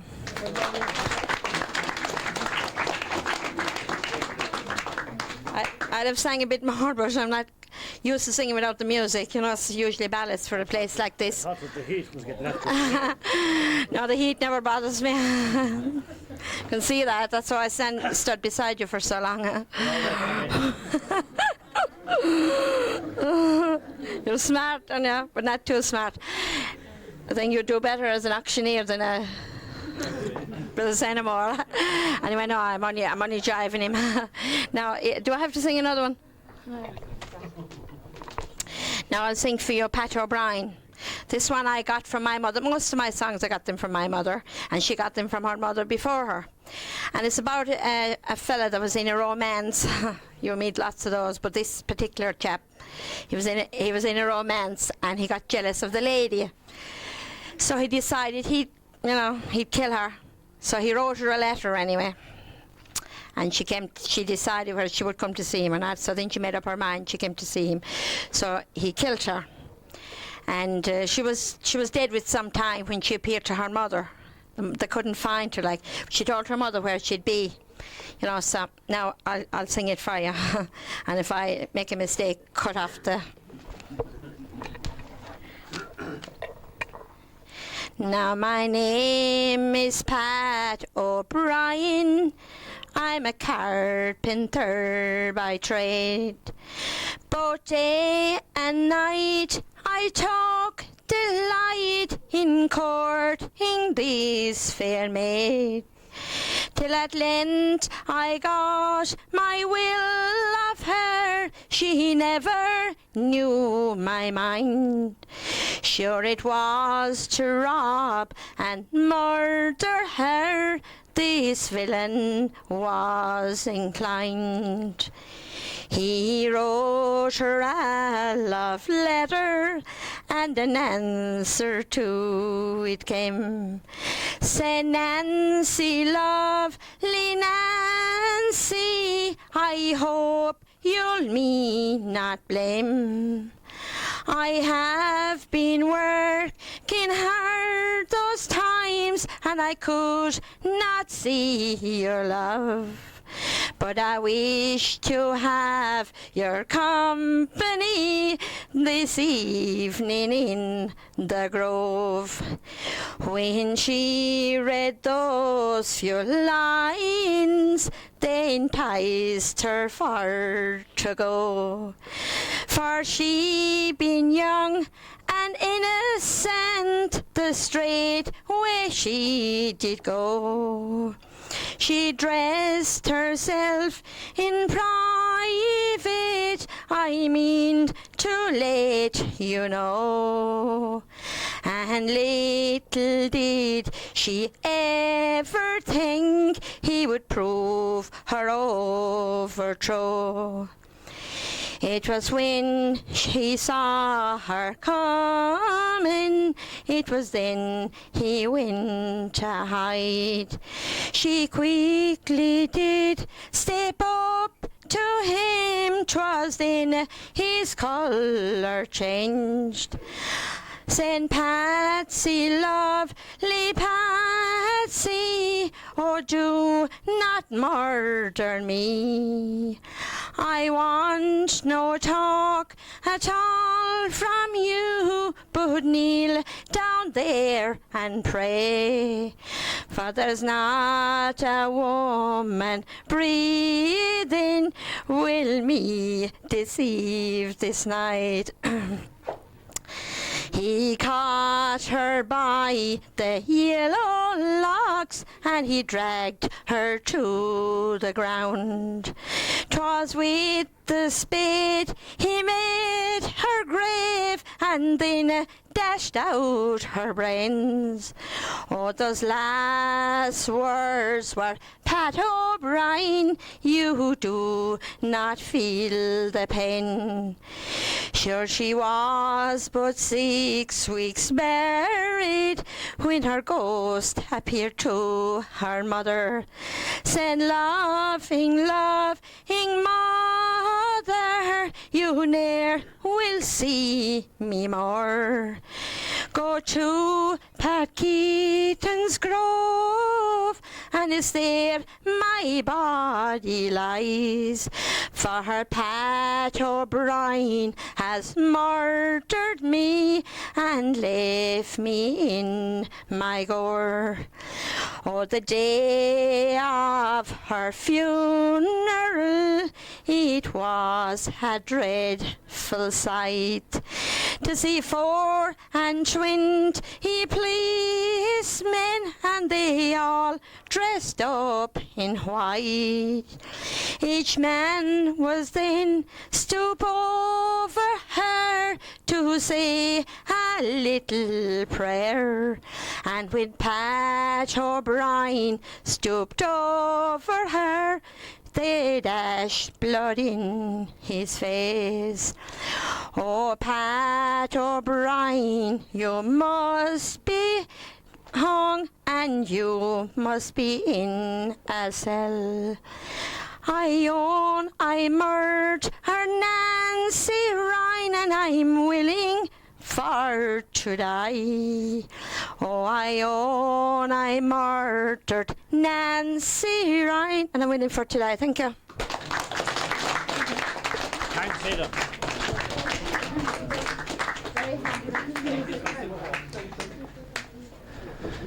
Edie usually sings "There's Always a Kettle on the Boil," but I suppose the count of the holly and the ivy and the red and so forth, it was makes it a little bit, you know. Quite a very, very old song, I suppose. If you spare a thought for the person, as much for the person who sang it as the person who wrote it. So quite an old ballad, and I'll spare a thought either, all right. So it was very common indeed in the olden days that songs would go on 10 minutes and 15 minutes.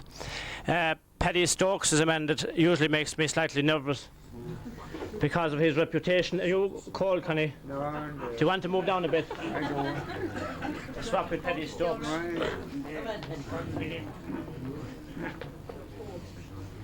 Sit down there. Stay in there near the fire, Paddy. Right, Do you want to stand? I'll stand. What's the name of it? The famous folk for the wall.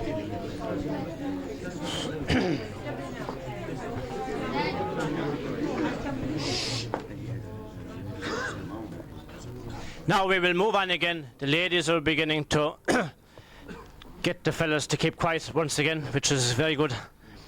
Paddy Stokes is the man beside me, as we say. Paddy has been with us many, many times, and it is well we remember some of them. So tonight we know what he is going to do for us. It's about a famous tug-of-war team in Croke in 1943-44 period, and David Fitzgerald, the president of Knockfair Heritage Folklore Group, is sitting over there in the corner, keeping away from the heat. He was a member of that tug-of-war team, so it goes back to 1944. Up along a few years. And obviously Paddy Stokes went back that time as well. He was pulling for the other crowd. Can I say a couple of words, Pat, for a minute? What on you? Hold a second. It's gone off, Pat. It's all right, just talk away, forget the... Well, especially for the day when he was in front of Monty Meeks with his 2 heels and their foot into the ground, tried to hold that rope.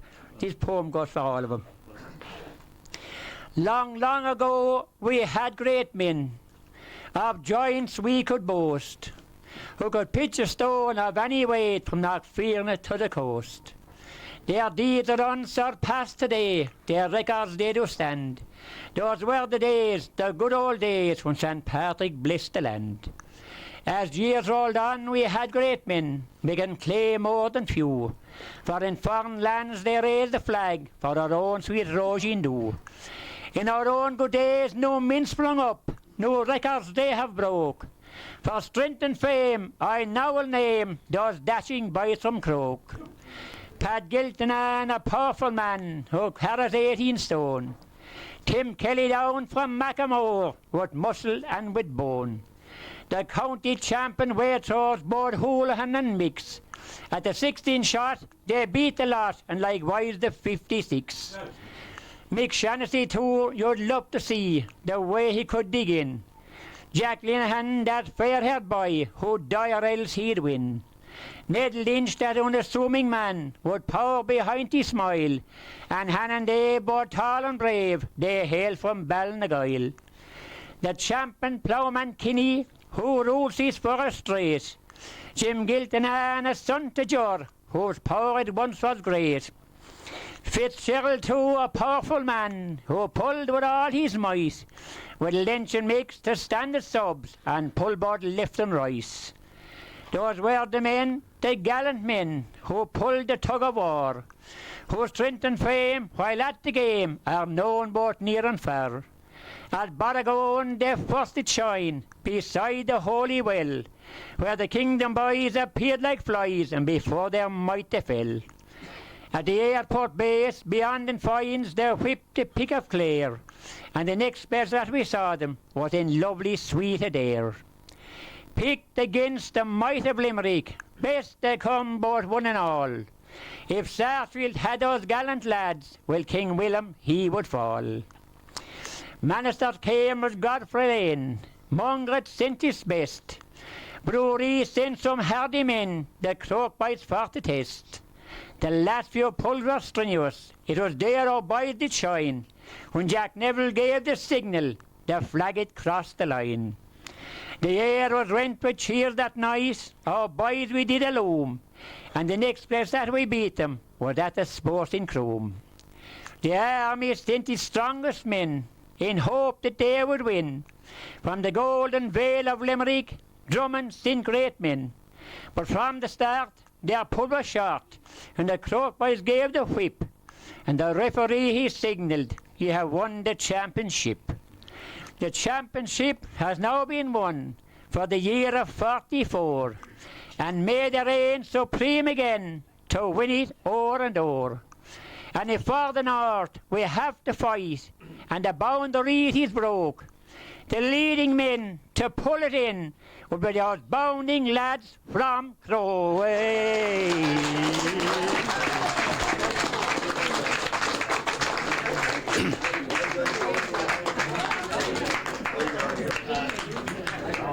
That was Paddy Stokes. That was Paddy Stokes of Croke. We will have tea in about 5 minutes. And we will take a song from young Brendan Lynch there before we wrap up at this stage. So we'll just go back on Christmas time. Noel Smith here of the Irish Independent. Noel, what about Christmas time in your days, or where was it? Well, Pat, I was born in Killaloe in County Clare. We grew up in Thurles, and the memories are a bit too recent, I think, to sort of compare with some of the older people here. The memories, I can't really remember prices or anything like that. I do remember playing a lot of sport, hurling, football, that sort of thing in Thurles, going to school. But otherwise, I don't remember actual prices like you quoted there from 1800 and 1900 and that sort of thing. I don't remember those, no, either myself. I must say, no. Yeah, even though a few more nights with Heath, I'd probably remember a few of them, you know. But how about St. Stephen's night? What did you do in those parts? I think we spent most of it actually in the school times playing. Actually, I remember football and hurling mostly. Pat, we used to spend most of the days out. Christmas Day was quiet, but certainly Stephen's Day, I remember it was mostly hurling, football, that sort of thing in Thurles. It was great home in the GA, of course, you know. Well, we know it. And we enjoyed that. Yeah. Thanks. Thank you, Pat. Thank you. Patsy McCann has entertained us here many nights, so we'll talk about Christmas time, Tim. What was it like in Rathkeale in those days of not so long ago? Well, it was very lively. Still is.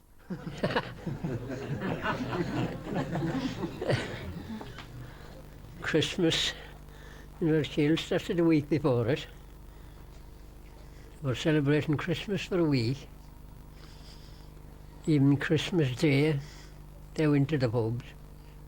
What year would that be about now? Well, it would be the 20s and the 30s. Yeah. They went in the back door, of course, to the pubs. and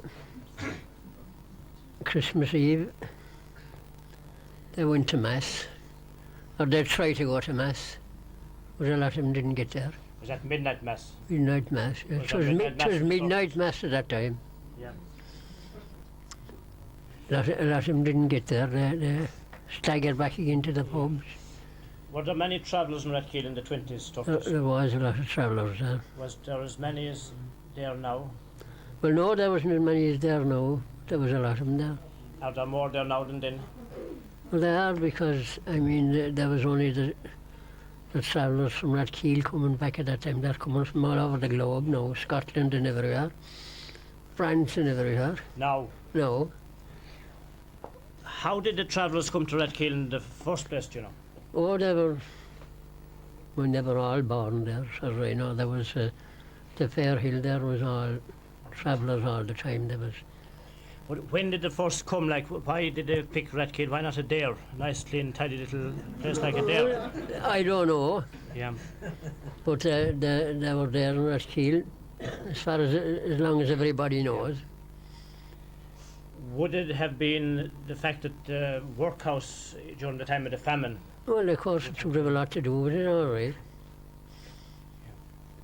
And a big fair, right? There was a lot No, of fairs. there was a fair every month. Redkill at that time. We do know in 1847 that 3,000 people attacked the workhouse in those days looking for food, Yeah. in the different areas. And we believe that it possibly would have had something to do with them gathering between the fairs.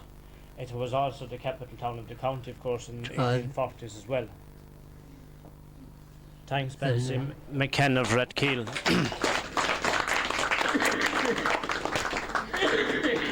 I haven't had anyone to tell me yet, really, apart from not necessarily referring to tonight, how the travellers did get to Redkill, or why they picked in Redkill, or why they stayed in Redkill. I'm sure there are a lot of people that would love to know. If they got the recipe, they might be able to mix it again. So, Mickey, listening of it here, you have a few up there too, Mickey. Travellers of a different type. What was Christmas time in Mass and like? Yeah, it was different to today. Like, you know, Christmas morning you'd have to get up very early. I remember clearly now you'd have to go nice distance to the fields to catch a pony or horse and take him up for the morning. Like, you'd have early Mass at 7 o'clock in the morning, and it was very hard. The old pony, it'd often be hard to catch him with the light of he wouldn't be used to the light of a lamp, like, and he'd buck and hasten, but you would catch him anyway. Eventually you would have someone maybe with you, and you would tackle him up in the morning. It was often as bad as it is now outside, and you would drive into Mass. There was a seating, guards in the car. There was no such thing as a trap car at that time. Yeah, it was rough going, but people used to notice it. You had people walking, going by donkey and car, out to all the common car, pony and car, horse and car. About how many horse and carts would have been about the place?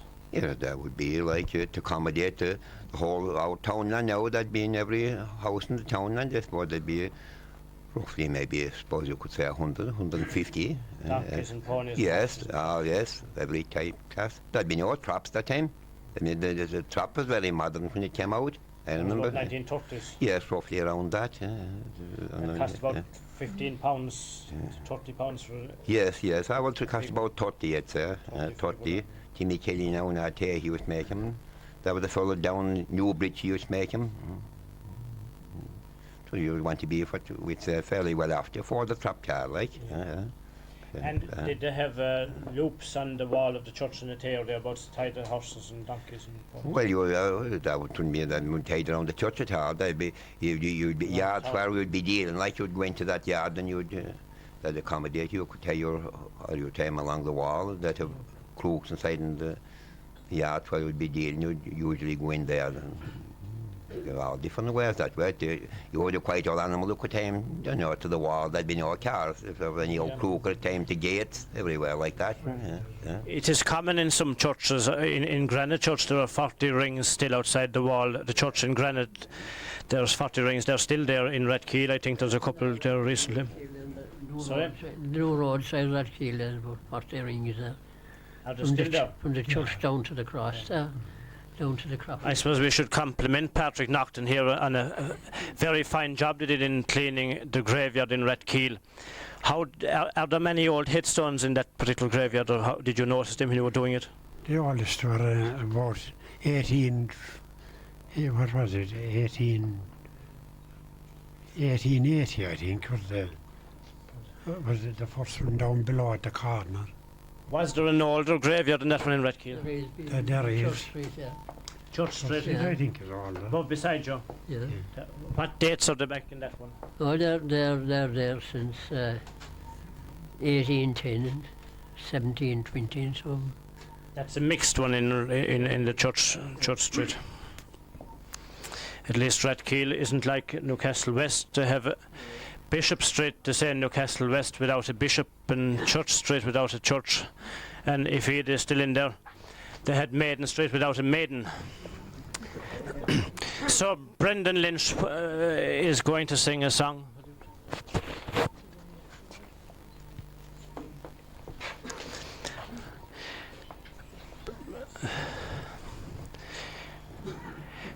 We've had Nora Lynch here with us many years, and she's moving up along the line. She's not like some of those young ladies get a bit older and move on. She's away at the moment, so she's not at home, and she's not with us tonight.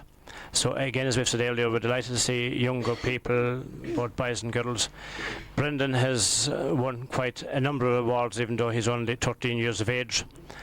And he has quite a good future before him, so he will sing a song that is always very popular in score, and that is Teddy O'Neill. So Brendan Lynch from Fiohanna.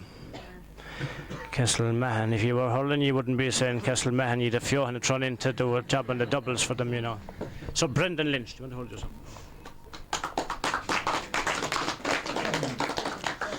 I dreamt all last night bad cess to my dreaming.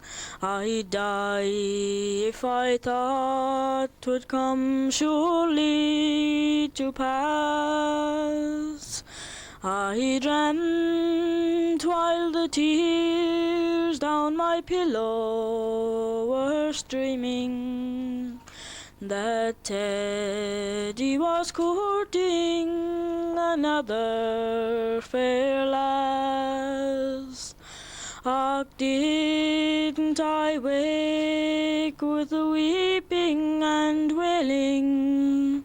The pain of the thought was too deep to conceal. My mother cried, Nora, child, what is your ailing? But all I could answer was Teddy O'Neill. I've seen the old cabin beyond the wee boreen. I've seen the old crossroads where we used to dance.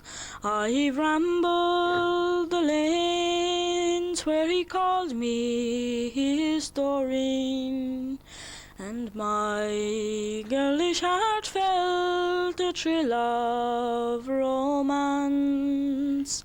But now all around is so sad and so dreary, all dark and all silent, no pipe or no reel.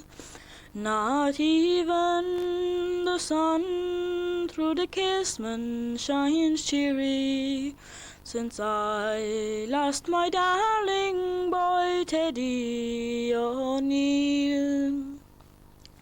Shall I ever never forget when that big ship was ready, and the moment had come for my love to depart.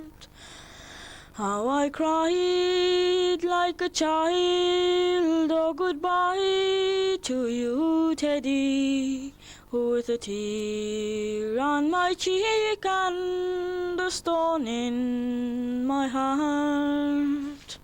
For he said 'twas to better his fate he went roving, but what would be gold to the joy I should feel if he'd only come back to be tender and loving? Still poor, but my own darling Teddy O'Neill.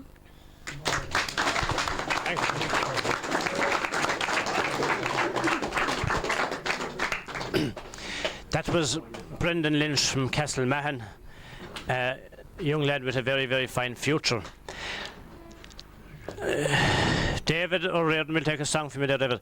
And somehow every time when Mrs. Lynch arrives from Templeton, she reminds me of a story she told us here one night about her neighbour, Mrs. Jones. I don't think there's any Jones in Templeton, so I'm safe enough. And Mrs. Jones was in hospital in Limerick, and she was quite ill.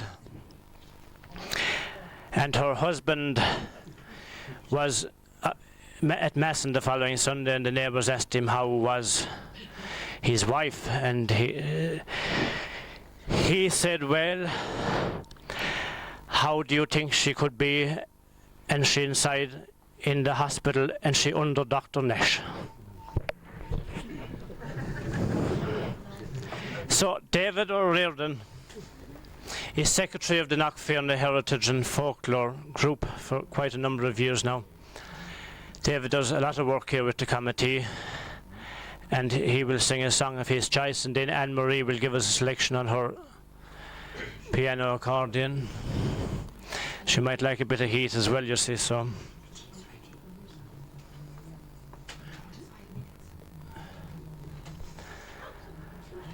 So David is a mature man, and he won't mind me interrupting him by saying he isn't going to sing at all. So the women says the tea is ready, so if you all sit where you are, and after 10 minutes we'll go on in for about a half an hour. We've got quite a few people. David Brown, I see him just after coming in, a super performer, and we're delighted, David, that you made it. And we've got quite a few others that we didn't get as far as, so possibly some of you might be sitting a little bit longer than you would like to be, and the tea might be getting a bit colder than it should be. So don't dash and hold your seats, and the tea will be delivered. So I hope you've been enjoying yourself so far. The voice is catching some of us slightly, and if we're not getting the voice, we're getting it from the back with the heat. So thank you for your attention, and thank you to the performers as well.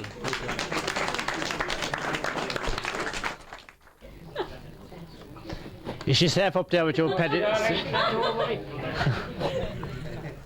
Sorry? Thank you. Oh my God. Now, as we've said earlier, we would thank you all for coming. Delighted such a fine turnout of people came. And, of course, we hope that you will all have a happy, holy and enjoyable Christmas time, and that we will see you all again soon. Of course, as we've also said, that on December the 28th at 9 o'clock, the people who would have taken part here tonight, hopefully that you will contact me again in the meantime, as we would be doing a 2-hour radio programme live on Radio Limerick on that particular night on December the 28th. And then during January, Jimmy Reedy over there of Cork County Sound Radio will be visiting us here, and we will be doing a number of recordings which will be played on Cork County Sound at a later date. So hopefully that you will have a happy Christmas, and hopefully you don't drink too much, and if you do, you can only be hoping that George and his crew aren't between you and home. So talking about home in a distance, Pat Mack, as I said, who is a neighbour of mine from the good old days. We were surrounded by talent, I must say, and we're delighted to see Helen Naughton and Louise Mullinan and Phelan and many others locally here with us, and hopefully there will be many, many more coming on in the years to come.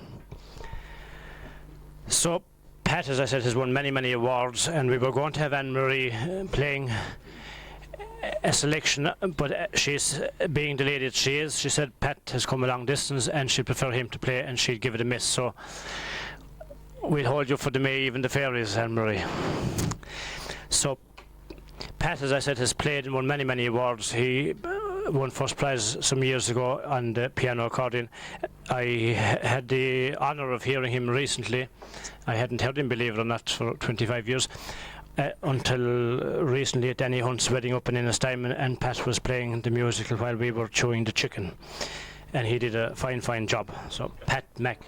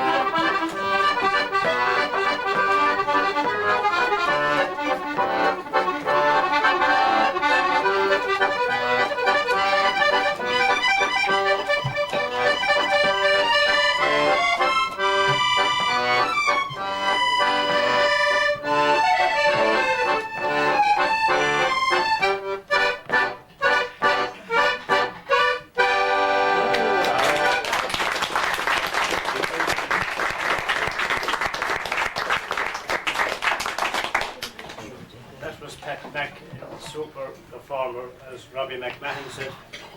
You'd swear he too. He got so many notes on that. And of course, I suppose I should say our apologies, Robbie McMahon, the man from Spencel Hill who has been with us, and he sent his apologies last Sunday. He does substitute for Santa Claus in Quinsworth of Innis, and he said Santa Claus got the better of him, so he lost his voice. So Robbie McMahon. Peter Murray had been on to us as well that he said he would like to attend one of these sessions. Peter Murray, whom you probably have heard of in Clare, and he tells us that he will definitely come on the next night, so we'll fix it. Probably May Eve, I would imagine, would be the next open meeting. Jimmy Reedy likes closed private sessions, so May Eve will be the open one, and Peter Murray will be one of the visitors on that particular night. We are in debt to those people who come a long distance over the years: Danny Hunt, Robbie McMahon, and Pat Mack as well. And those we've had them from Kerry and of course all over Limerick. And on some occasions we would offer those people some compensation or expenses for travelling, and they have always refused it. So we really appreciate the genuineness of those people. So if you want to hear Pat playing, he plays with PJ Murray in the band, and they will be playing around Limerick during the next coming months. So Jimmy Reedy, the Cork man, might tell us, he's not going to sing for you, but he will tell us about hurling matches in Christmas time in Milford, is it? Between Drumina and Newtown. We're the one parish, of course, and a field back, Tom Tuchel, the man, the vintage man, he owns the farm now, and a field there every Christmas day after the dinner. They went on there and they played a match. Scooby, of course, was called back in those days, and it was went on for a couple of hours, 2 or 3 hours. They could start maybe with 10 fellas apiece, but to finish up maybe there might be 30 aside playing, and it would be pretty tough anyway. They'd play away until it would nearly get dark. But I suppose my memories of Christmas, that'd be a bit later now than some more of it. It would always start, I think, it never started before the 8th of December. And the postman, it was the first indication the postman had come, and he'd say, the Barnbracks are in Newtown.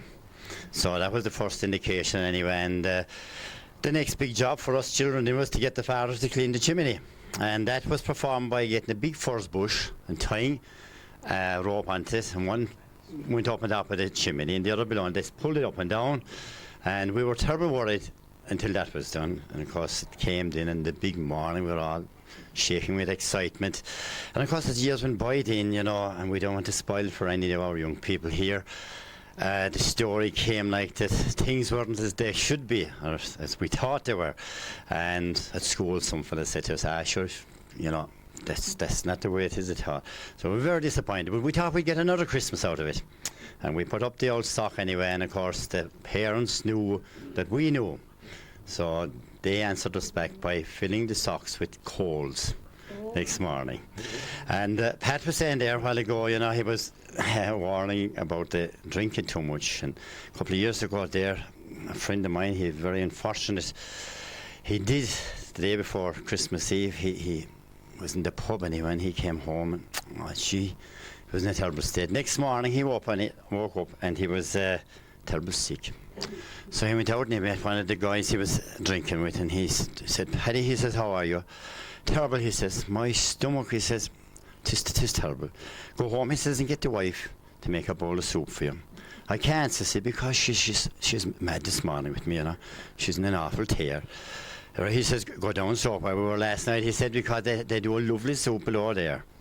So down he went anyway, and he said he was right. He went in the door, there was a guy sitting down inside the door, and he had a bowl of soup in front of him. So up to the counter anyway, and your man inside the bar said to him, well, how are you this morning? Oh, he said, I'm shocking. He said, I'll give you a small one. So, no, he said, will you give me a bowl of soup? Just as he was right hard look, he said, I'm after giving the last one to that guy below there. So down, he said, I'll have to try some other place. So he was leaving anyway, and the fellow at the door said to him, he said, here, look, you can have mine. So, quite great, thanks a million, says he. Down he sat anyway, he got the spoon, he drank it all up, spooned it anyway. When he was finished, he sat back and he rubbed his stomach and he said, gee, that's a gift now. He said, that's grand and soon. He said, I only hope I can keep it down. I hope so, says your man. I had it down twice already.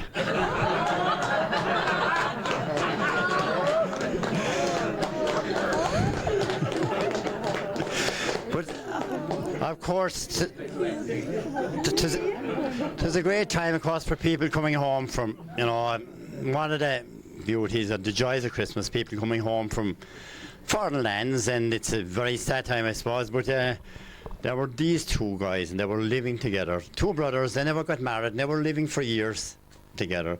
So an uncle came home from America, and he was telling me about it, and once a fellow said to him, gee, he said, you know, I wonder we should go out there, he said, and see what it's like. So they decided, I want him to take off. So he went out. He said, I'll go out for 2 years. He said, and then come home, then I'll tell you all about it, and we might sell the old farm. Two of us might go out.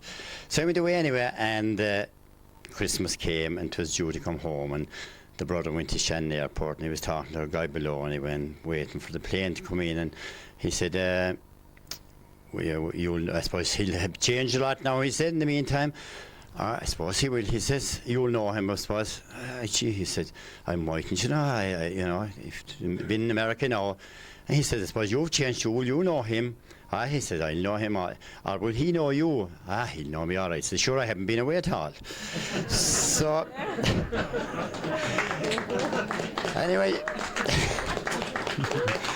your man got off the plane anyway, and he arrived in and met the brother, and the brother was a guest. He was all, he was big an accent. He couldn't hardly understand him and everything he was saying, Paddy, and the accent was something else. So I got into the car and they were striking in for Limerick. And as they arrived in Limerick, he says, hi, Paddy, he says, what's this little village called? Jack says, sure, that's Limerick. Don't you remember Limerick before I went away?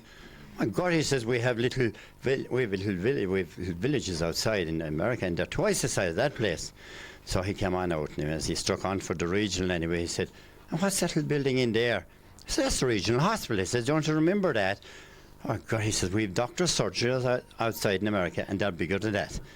So the brother was getting a small bit fed up anyway, and they were striking away, and they were out past a dare anyway, hitting on for Croke below. And this goat jumped out over the ditch anyway, and your man had to stick the car to the road, put the brakes on anyway, and jumped out, hit the gun in the back of the car, pulled out the gun, he shot the goat going in over the ditch. He sat back in again, so he can't. The American said, gee, Paddy, what do you do that for? He said, shooting that animal. He said, I'll tell you something, he said, if the government don't do something about them rabbits, they'll let us out of house and home.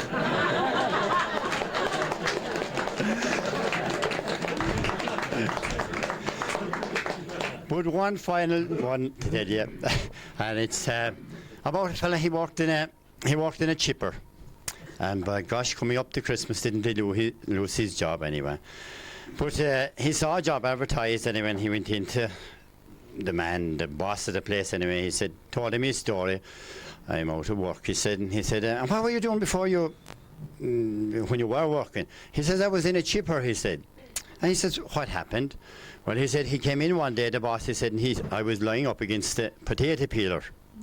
And he sacked me. My God, says your man, that was terrible to sack you for just lying up against the potato peeler. That's what he done to me, says he. I can't understand it, he says, and you must have damaged it. No, he said, and damaged potato peeler at all. And he said, is the potato peeler still there?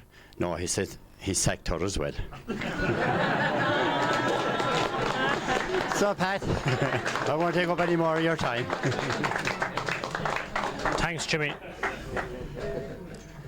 That was Jimmy Reedy of Cork Radio. You probably would hear his programmes every Monday night. He does something similar to this, I suppose. Maybe he might say a bit better around the fireside from every Monday night at 10 o'clock. And then, of course, he's a very popular Irish programme on Saturdays at 12 to 2. That's right, Anne-Marie, we hear you blazing in it occasionally. So Jimmy, as I've said, is back with us again in January, so we'll be in touch with you, or you might be in touch with us for that particular session. David Fitzgerald, we had him introduced a while ago. David is secretary of our committee, and he will sing a song. Do you want to step out, David, if you like? A bit of heat, David, I suppose, wouldn't go straight. Garvan Town. My heart's with you, my native place, though far from you I stray. In dreams I am with you every night, in thoughts, yes, every day. How often doth my eyes grow dim, and salt tears trickle down, when I think of you so far away, my own Dungarvan town. To see old Grattan Square once more, sure my heart with joy would leap, and then to stroll down by the quay and view the mighty deep. Yes, and through each street and lane to ramble up and down, and think on well-remembered scenes in sweet Dungarvan town. Across the bridge to Appyside, that castle old and grey, a memory of our glorious past, when Erin had her day. But freedom's light shall pierce the gloom, and freedom will soon shine down. Some future day o'er Appyside and sweet Dungarvan town.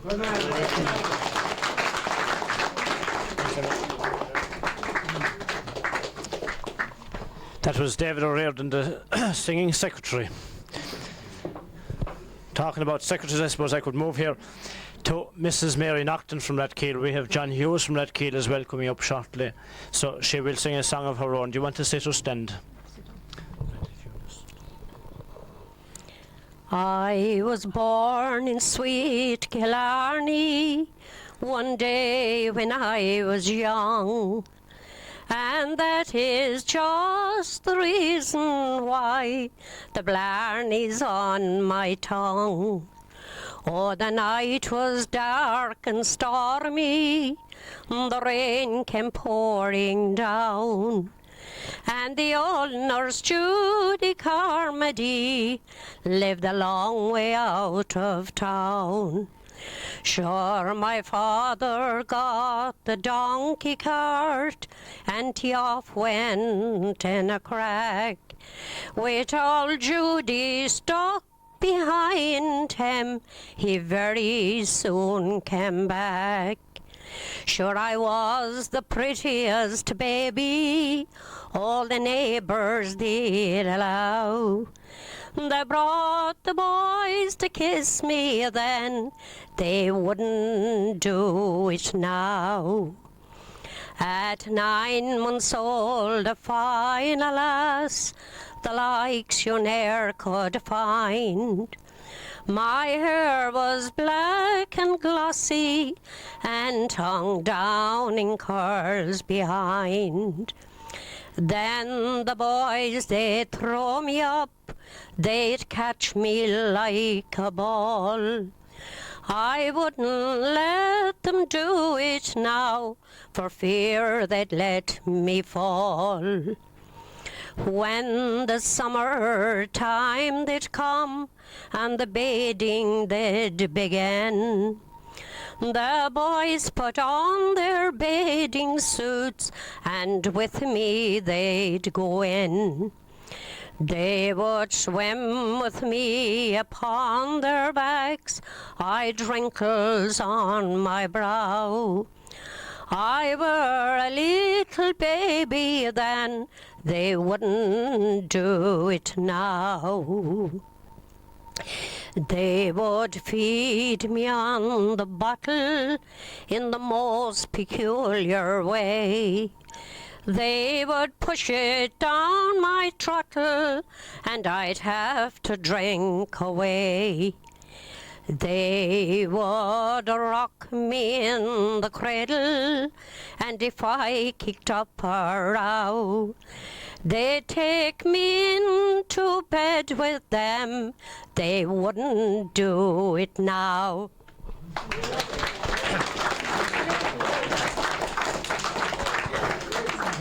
A very, very fine voice there from Mary Nocton of Rathkeale. I thought for a minute there it was Paddy Stokes' life story she was telling, but because you see, I was under the stairs listening to him. David. And we'll talk to you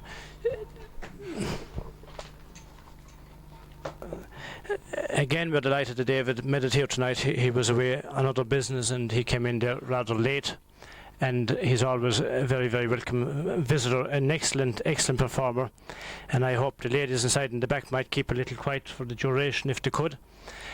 And David has appeared on television over the years, an outstanding performer. So if you would have a little silence, please. Thank you, David.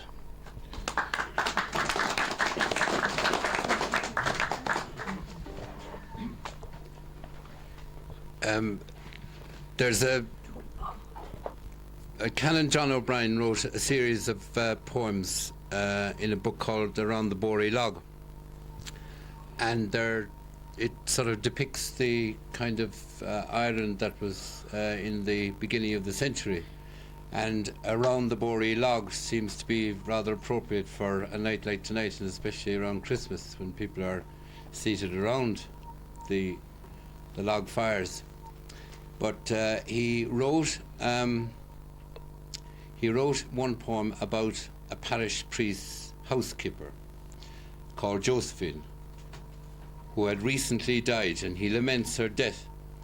And he has got a new housekeeper whom he doesn't relish at all, because she's very modern in her ways, and naturally with his accustomed to the old style of living and the old style of the custom with the previous housekeeper, he particularly laments poor Josephine's death. Josephine.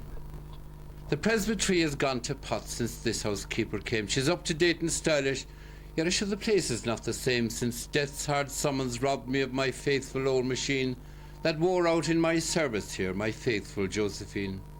Poor Josephine, she knew me well, and faith she ought to know the time the bishop sent me here, some 30 years ago. My one and only manager, my right-hand man she'd been. I never had a word against my trusted Josephine. She potted round the house herself for 30 years or more, but this one with her tuckerine, to sweep and mind the door, and entertain with parish chat each gossiping voteen. She'd have no tuckerine round the place with crabbed Josephine. My study was a sanctum once, a place all by my own, but this one with her natty ways can't leave the place alone. Her fingers ache to tidy up, and when she's extra clean, I sit a stranger in my room and sigh for Josephine. She says the table's awful, it drives her to despair. Perhaps it does, but your method's in what seems confusion there. I know where every paper is, each book and magazine. That jumbled pile was sacred in the eyes of Josephine. The new one hides my things away in cubbyhole and drawer, and faith she does her job so well, they're gone forevermore. She'll have to learn to let things be, the way they've always been, just sweep the floor and make the beds, the same as Josephine. She used to hide my battered hats, just when I had them just in view, but she doesn't do her job so well when they're gone from view. I often wondered where they'd gone, until one day I'd seen a tramp in full pontificals, subscribed by Josephine. I mind the day the bishop came one day in early spring. I brought him round to see the school and hear the children sing. Begod, I was a toff that day. You'd swear I was a dean or some commercial traveller. My thanks to Josephine. My coat was pressed, the trousers that I wore had creases in them fore and aft like new ones from the store. I smelled like some old motor car, exuding kerosene, and noticed too the furtive glance of anxious Josephine. We watched his lordship's portly pass proudly o'er the mat, and his majesty the curate next, with his gloves and shiny hat. I stuck on an old beretta that better days had seen, but she came and dragged it off my head. Yet I wish of Josephine. It often strikes me now she's gone, she'd no drawbacks at all, her features just a shade serene, her age canonical, and fashions of her mother's days she trod her way serene, and wandering ways of worldly dames disgusted Josephine. She knew the place from back to front, she knew the parish through, and those who never went to mass, and those who did she knew. She often wondered where they'd gone, until one day I'd seen, she knew the place from back to front, she knew the parish through, and those who never went to mass, and those who did she knew. The people called her bishop and curate to her here, they even called her parish priest in disrespect I fear. They told me she would ruin the church, too long with me she'd been, but only death could give the sack to my faithful Josephine. It often strike me now she's gone, she'd no drawbacks at all, her features just as shade serene, her age canonical, and fashions of her mother's day she trod her way serene, and wandering ways of worldly dames disgusted Josephine. Ah, soft and sweet be sleep to her, who friendly trod her track along the beaten road of life that knows no turning back. I marked with splendid Irish faith that met the closing scene, and heard the beat of angels' wings that came for Josephine. She's in her lonely grave tonight beneath the Murray pines, and softly in a wind-swept song a requiem divines. The people raised a stone for her to keep her memory green, and left it to the winds and rain, the name of Josephine. She's dead now, let me see. She's dead 12 months. Tomorrow is her anniversary. Now, who's the saint tomorrow? Ah, Semi, a Hedwig queen. I'll wear the black, and may God rest the soul of Josephine. I'll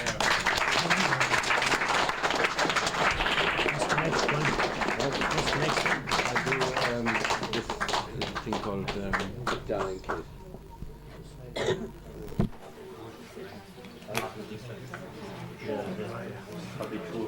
That was David Brown, that's an outstanding performer, and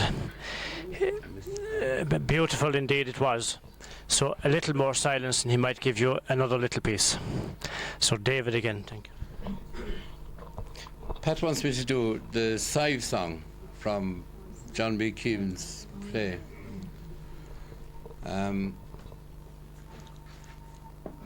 Oh, come all good men and true, as that tale I'll tell to you, of a maiden that was known to me as Sive. She was young and sweet and fair, but that household sad and bare, her marriage to an old man did contrive. But the tinker's son came into that house of wanton sin, and his father Patspacock smote on the floor, saying, Carthalon, my blade, let a noble song be played, bringing plenty in this house forevermore. Oh, Mike Glavin, you're the man, you were always in the van, with an open house to old men and gorsoon. May white snuff be at your wake, baker's bread and corny cake, and plenty on your table late and soon. But they scorned the tinker's son when his song of praise was done, and his father Patspacock smote on the floor, saying, Carthalon, my jewel, sing a song both wild and cruel, bringing sorrow on this house forevermore. On the road to Abbeyfale, sure I met a man with mail, come here, sissy, and pass your idle time. On me he made quite bold, saying the young would wed the old, and the old man have the money for the child. And Tamashin Rua the liar sat down beside the fire, and sold the girl's Sive that very night. Patspacock made on his quest, saying, sing your almighty best, and the song of Carthalon was like a blight. May the snails devour his corpse, may the rains do harm worse, may the devil eat the hairy crater soon. He's as greedy as a sow, as a crow behind the plough, the black man from the mountain Sean in Rue. May his brains and eyeballs burst, may he screech with awful thirst, that melted on that big bosthoon. May the mange eat up his head, and the fleas consume his bed, the black man from the mountain Sean in Rue. But the bonny Sive took flight like a wild bird in the night, and the waters washed her sweet white body o'er, and her true love found her there, and stacked her golden hair, and left her on the dark and dismal shore. Then out spoke bold Patspacock, and his eyes were grey with shock, and his hair was white as winter when he cried, saying, Carthalon, my gem, sing out a lonesome hymn, all of the day and of the one who died. Oh, come all good men and true, a sad tale I'll tell to you, of a maiden fair that died this very day. Oh, they drowned lovely Sive, for she would not be a bride, and they laid her far to bury in the clay. Got a Margaret.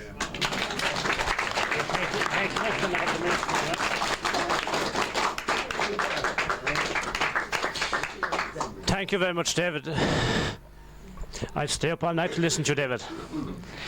David will do another little piece before the end of the night. In the meantime, the man from Tyrone, or is it Redkeel, will move in here to the fire. John Hughes. John was the man that kept us here till 2:30 during the summertime. He said he loved the open fire. There was nothing to beat it, and we couldn't get him home. And we'll have a little recitation later on from Patsy McCann on Sean Finn.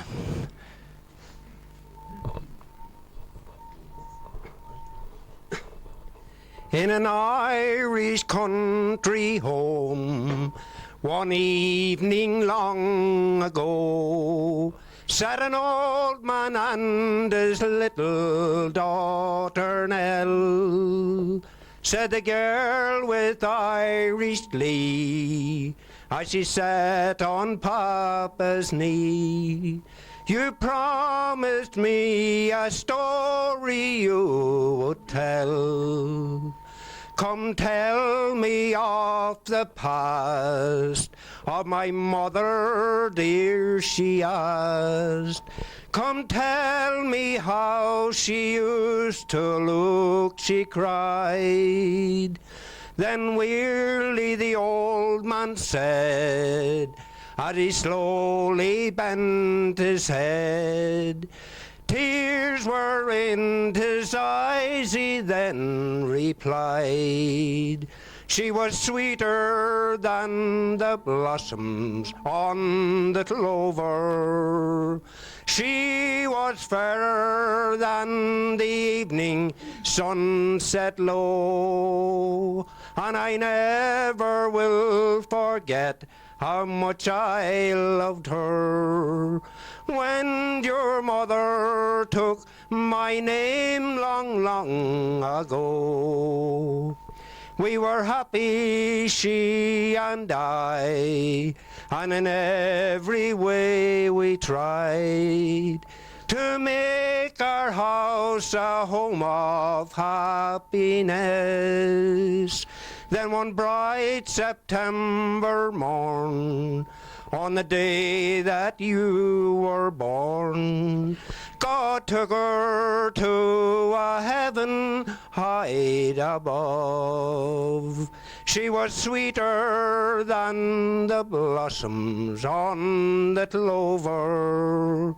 She was fairer than the evening sunset low, and I never will forget how much I loved her when your mother took my name long, long ago.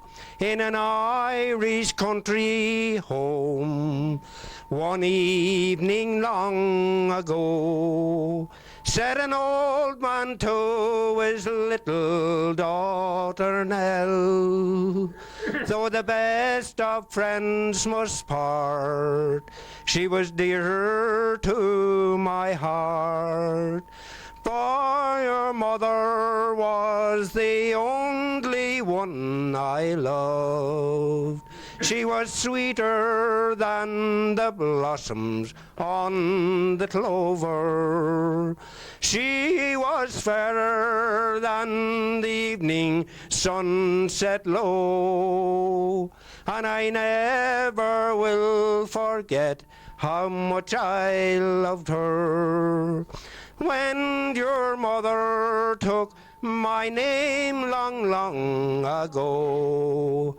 When your mother took my name long, long ago.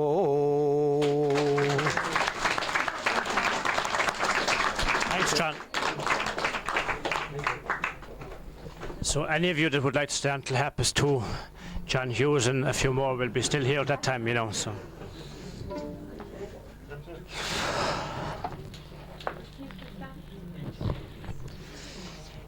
And Phelan again, that very talented young lady, as I said, she is now with the National Youth Orchestra and studying music in Dublin. She has never missed a night here with us. And tonight's event will be launched in the library in Newcastle West on next Thursday night, so hopefully we will see you all in Newcastle West 2 nights' time. On Thursday night at 8 o'clock, it will be launched by Dr. Manikin Shoei, and at 8 o'clock on next Thursday night, we won't have any open fire on that night, but there will be tea and entertainment. So before Anne starts, and while you're nice and silent, you wouldn't be silent if it was only me you were going to be listening to. Anne has that extra bit of class to hold concentration. That we are delighted, as we say, with the fine turnout tonight, and it was our policy 5 and 6 years ago that where some historical societies might not be recalling Christmases and Easter and Harvest and May, even those seasons of the year which are long gone, Jimmy really does his bit in the Cork side. We are probably, himself and ourselves probably are the only people that are going back in time, and we are delighted that these events here are so well supported at all times.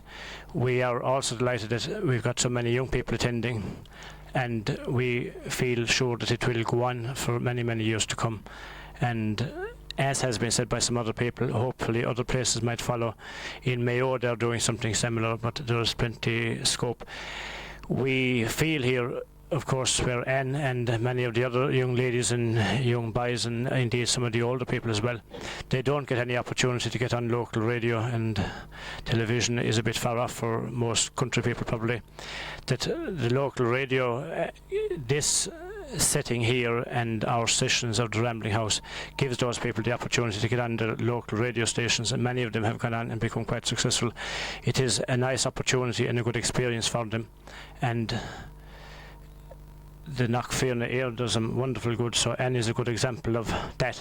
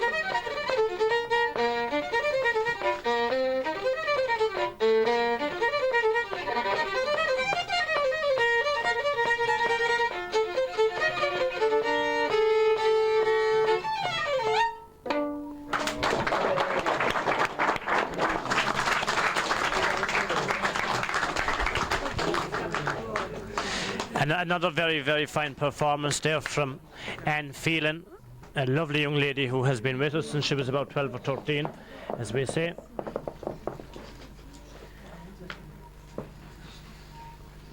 We're keeping that chair hot all night, you know. So David Fitzgerald, David owns the land where Knockfearna Pinnacle is situated, and he has been looking up at it since he was born, which was not today or yesterday, I suppose. But there are a few people here who would like to know about the history on this particular house. This house was, as we said, it was occupied in 1840. It was occupied in 1851. Connie said outside a while ago, on the way indeed, that he wouldn't want to take any notice to the weather forecast people because they're never too accurate on wind. He said you usually hear about it afterwards, which happens occasionally, but tonight there isn't a puff out there at the moment in actual fact, so it's gone very calm. That's an aeroplane passing, ladies.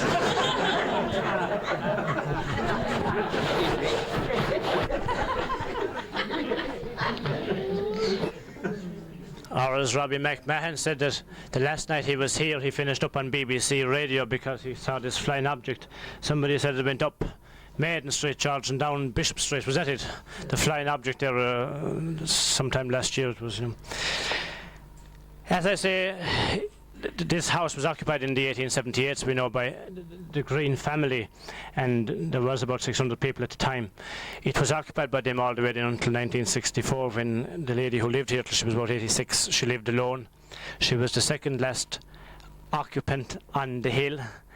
Sullivan's over the hill was, they died about 1948.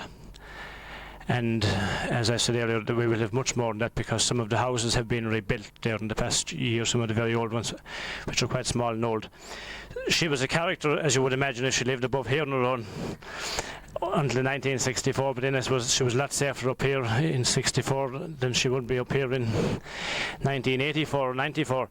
What do you remember about her, David? Well, I mentioned Pata, when she died in 1964, she was had out in a horse and chair from this place. No chair ran to come in. The coffin prop and the chair and the horse put it out. That was 1964. But when I was a young lad, we were coming to the races in Ballingerry. They were just here now at the end of the Red Road, and we passed back here by Henny Green. And 14-year meet, about 20 goats, another 10 dogs, and then Henny would appear, and we'd be trying to slip by before Henny would appear anyway. Next thing you look up, there was a window up there stairs, the puck was looking out that window. And after the races. And at night time, she'd never go to Ballingerry until about 11 o'clock at night. And the dogs, some of the goats, down the road. And most of the shops would be closed in Ballingerry that time night. There was a chemist, Darby Donovan, God be with him. And Henny come on and knocked the door. "'Tis only me, Darby, 'tis only me." And Darby opened the door for Henny right. And on a few occasions, the way she knew the road so well on, she went astray a few times. And she arrived over at outside the hill on one night. If she could find the road leading to the house, she'd find the way home. And went the wrong way over, 3 or 4 miles ground, and fetched once she knew her road, she came home like. But she was an extraordinary woman, like, and everyone was dreadful, but she was quite harmless, you know. Like. But see all these old goats and in their own place, like. She used to play concertina. Oh, she knows. That was only been in music she had, like. And don't intend to entertain her. She was just being known as Elvis, but at that time, you know. Right. She was last of that family, as we said, from 1878 till she died in 1964, and that was the end of the line. If she was here tonight and looking out at those lights, I don't think she'd be too sure where she was, because Ahnish wasn't there, and Rathkeil is a little bigger, at least light-wise it's bigger anyhow, probably not population-wise. That's the Kittle now that's singing again. And We never finished here the same night as we started, so we're just hitting 12 o'clock, so we'll go on for about 5 more minutes. And thanks, David. Thanks, David.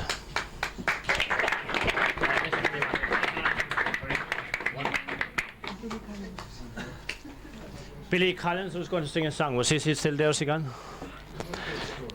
Jim Rollin is gone. Jim Rollin is gone off with Ida.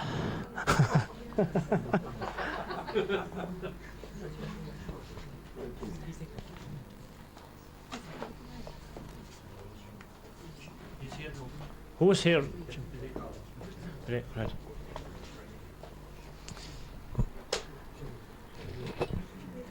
Five minutes.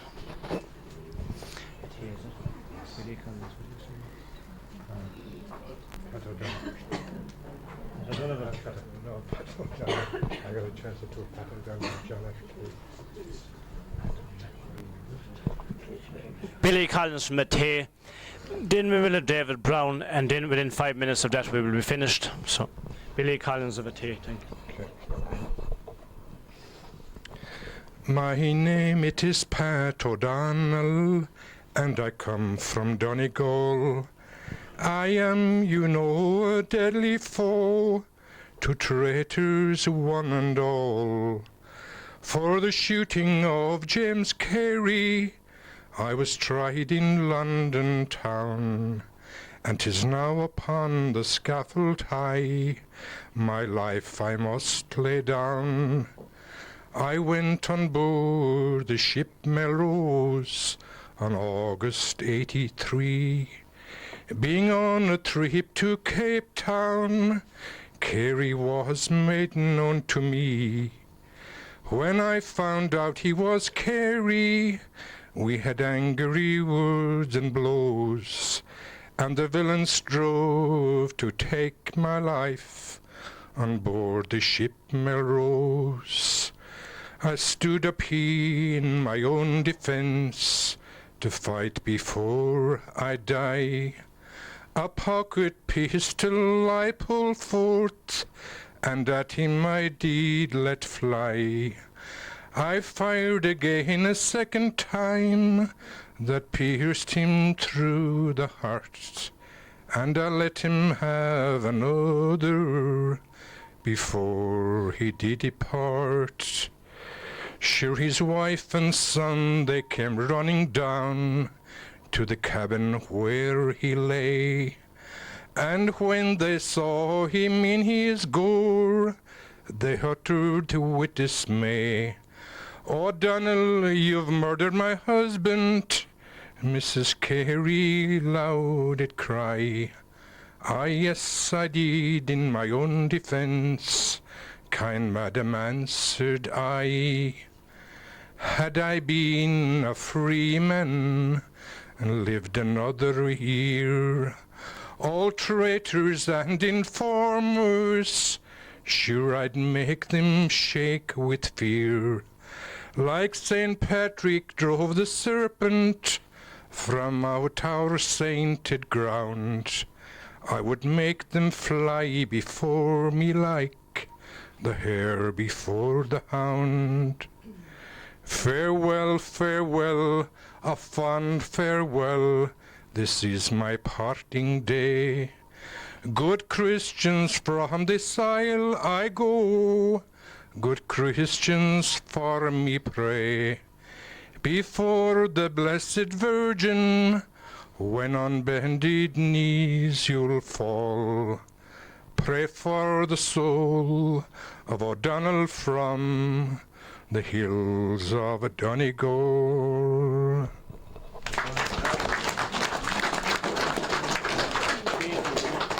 It's Billy Collins from Matey. I think he might have been from further from Matey by the sound of the voice there, but a very fine voice, Billy Collins of Matey. I suppose, as we referred to Red Keel during the course of the night, about Sean Finn. And Patsy McCann has done many recitations here with us on the nights he has been here, and he will do the ballad of Sean Finn. Do you want to say it if you like? That's what I'll send him.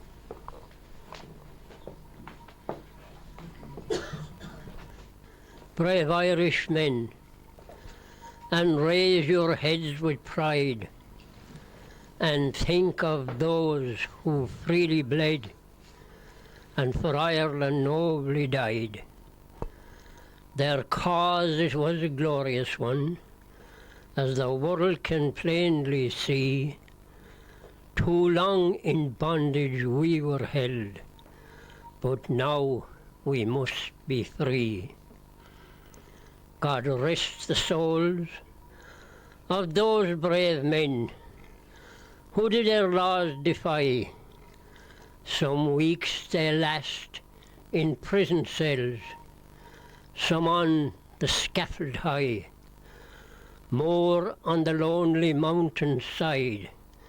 Their hearts both stout and bold, their last dying words were freedom as they filled a martyr's grave. There was Thomas Ashe and Cole were brave, McSweeney without dread, young Kevin Barry and Traynor, who for Ireland nobly bled. There was Pearse and Connolly by their side, who fought both fierce and bold to free the land that gave them birth, to unfurl the green and gold. Now there is one more I have to state before I drop my pen, who fought the foeman 10-1. He was Commandant Finn. On Woodcliff Plains fell his remains, though bullets did not fail. In blessed clay he lies today, in his native place, Rathkeale. Thank you.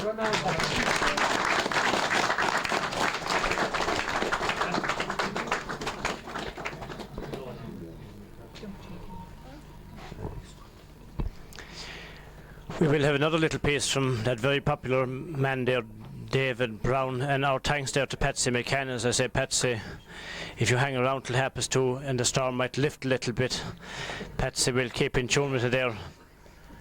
And Betty, we would like to thank you, as we've said earlier. A lot of you brought cakes and scones and other things like that, and a little bit of porter thrown in. Jimmy, thank you from the Cork side. And as we are we're like the poor players, we don't get involved in money at all. There isn't any charge for any of these sessions, and nobody ever gets paid either, of course, on the other hand. So we are thankful, and as we say, we are delighted to be providing the platform for this opportunity. And it is really, as many of the older people will realise, of course, it is what it was like in the days of 30, 40, 50 years ago. Indeed, our own house was usually packed, either playing cards or music or singing or storytelling. So there isn't anything too unusual apart from the bright lights, which to us two boys are showing around the place. Otherwise, we would be on the eye lamp. So hopefully you had an enjoyable evening here with us, and that it brought you back some little bit, some of you, and others a little bit further back, and myself just back a small bit. So, David. Jim, I thought you were going home with Ida. Sorry, Jim. Any man that's been the month in Lisdon, Dana, come out here, Jim, to have a look at you.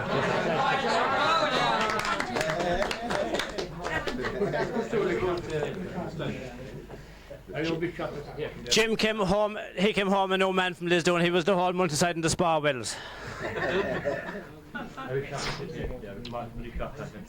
Right, Jim. The ladies here near me told me you were going home with Ida. No, it's very short, they wasn't. I left David Brown completed. It's Tang Malang Maloo. The bishop sat in lordly state and purple hat sublime, and galvanised the old bushers at confirmation time. And all the kids were mustered up from 50 miles around, with snun-dressed clothes and staring eyes and ignorance profound. Now was it fate or was it grace, whereby they are the two, an overgrown two-story lad from Tang Malang Maloo, A hefty son of virgin soil, where nature has her fling, and grows at 3 foot high, and matches in the spring, where mighty hills uplift their heads to pierce their welkin rim, and trees sprout out 100 feet before they shoot a limb. Where everything is big and grand, and men are giants too, but Christian knowledge whilst alas at Tang Malang Maloo. The bishop stum the youngsters up, as bishops only can. He cast a certain glance around, then fixed upon his man. But glum and dumb and undismayed, to every bout he sat, he seemed to think that he was there, but he wasn't sure of that. The bishop gave a scornful look, as bishops sometimes do, and glazed right into the pagan from Tang Malang Maloo. Come tell me by his lordship said in crossing tones severe, come tell me by why is Christmas Day the greatest day of the year? How is it that around the world we celebrate that day and send the name upon a card to those who are far away? Why is it wandering one return with smiles and greetings too, a squall knowledge, he the lad from Tang Malang Maloo. He gave a lurch which hit a shake, the vase on the shelf. He knocked the benches all askew, upending on himself. And how pleased his lordship was, and how he smiled to say, that good me by, and tell me now, and what is Christmas Day? The ready answer bare the fact no bishop ever knew, 'tis the day before the races out in Tang Malang Maloo.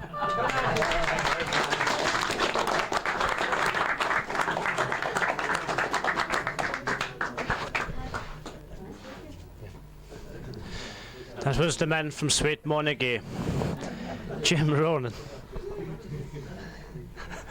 This lady needs no introduction. Pap was looking for a Christmas song or something about Christmas, so you'll forgive me if I have the book because I don't really know the words very well. It's a song entitled The Boys of Barnashawding.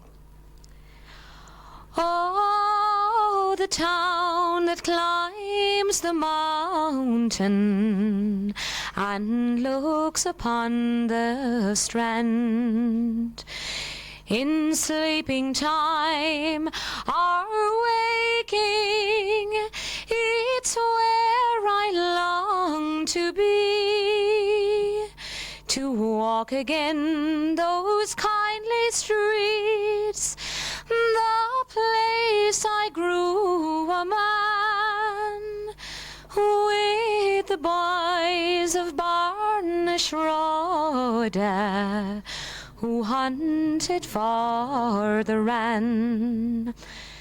With cudgel stout we roamed about to hunt the gaidroline. We searched for birds in every furze, from Litter to Duneen. We sang for joy beneath the sky. Life held no pain or plan, but the boys from Barnashawda, who hunted for the wren. And now that I'm on foreign soil, and they have gone their way, deep in the town of London town, or over in Broadway, and I am left to sing their praise and to tell you of their deeds. Those boys from Barnashawda, who hunted for the wren.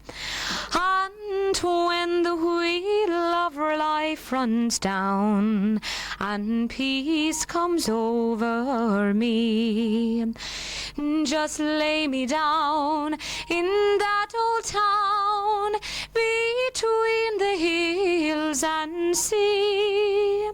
I'll take my rest in those green fields, the place my life began.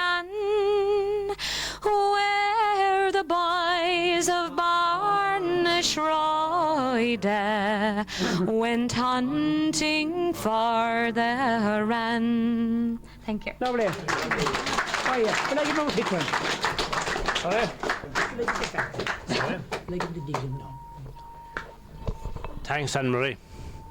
A very, very fine voice up on the stairs. Paddy Stokes wanted to tell a joke about Kit Kat, and we heard it so well the last night. It is, as the song says, it is in my memories since, and I didn't touch Kit Kat since. Sorry.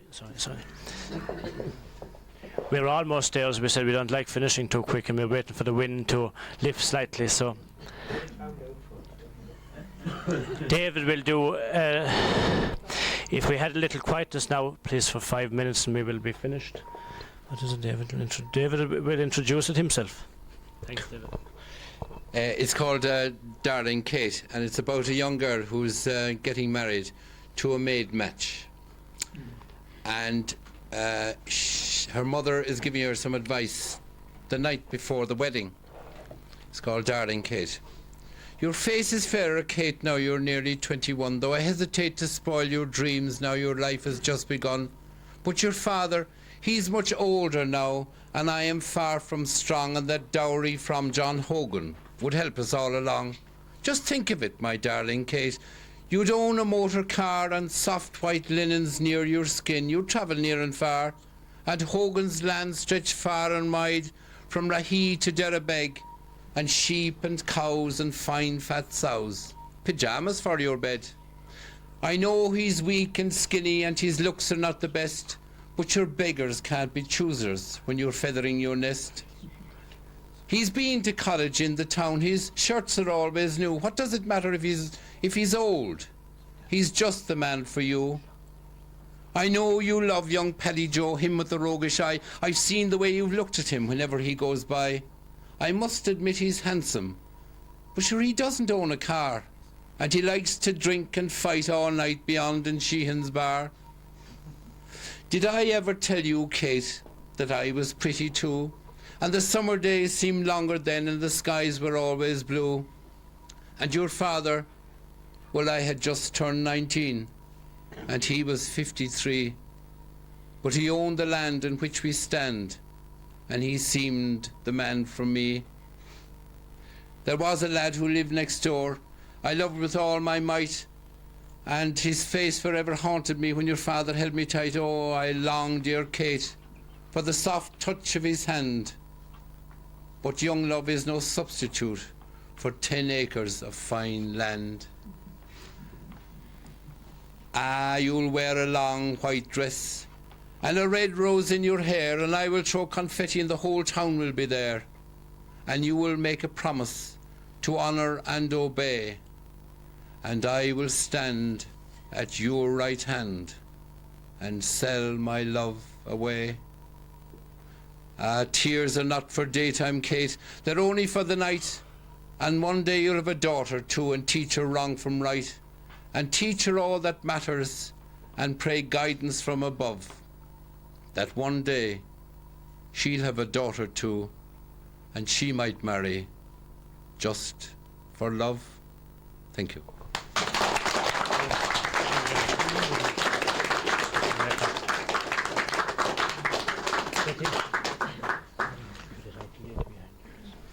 Thank you very much, David. A very, very fine performance, and hopefully we will see you again on later dates. So Pat will give another little blast of music, and we're closing in on the evening or the early morning. You're away, Pat.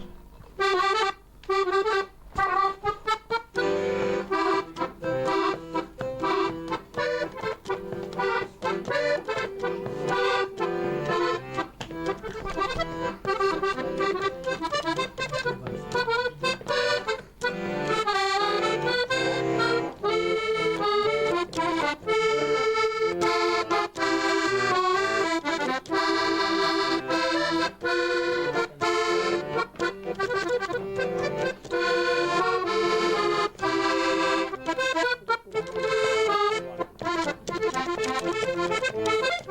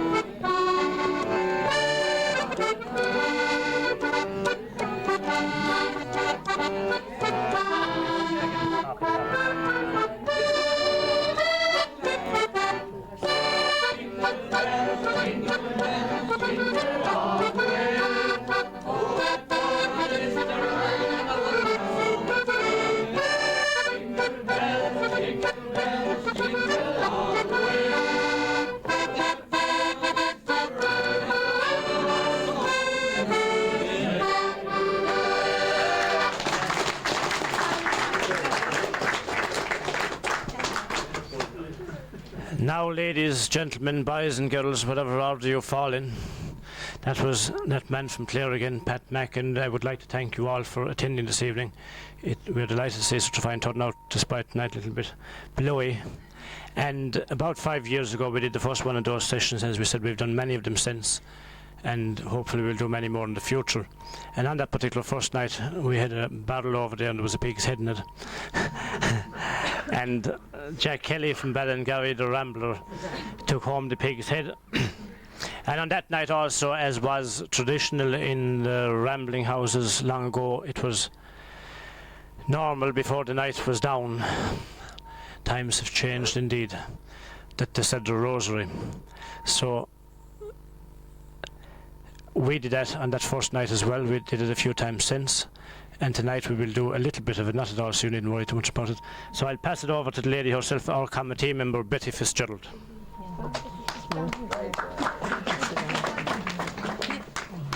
Stand here and I can sit here.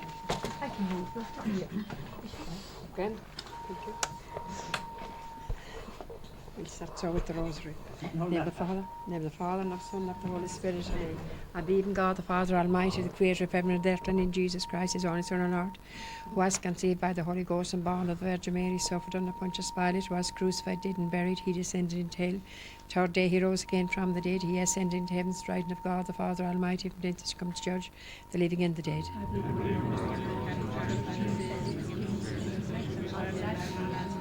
Our Father, who art in heaven, hallowed be thy name. Thy kingdom come, thy will be done on earth as it is in heaven.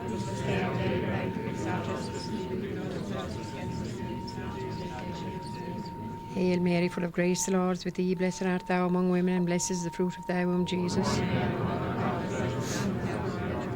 Hail Mary, full of grace, the Lord is with thee. Blessed art thou among women, and blessed is the fruit of thy womb, Jesus.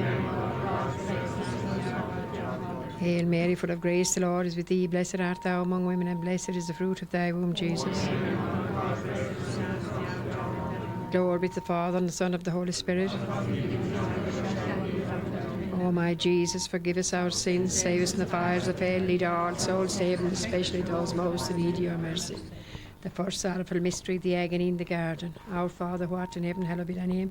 Thy kingdom come, thy will be done on earth as it is in heaven.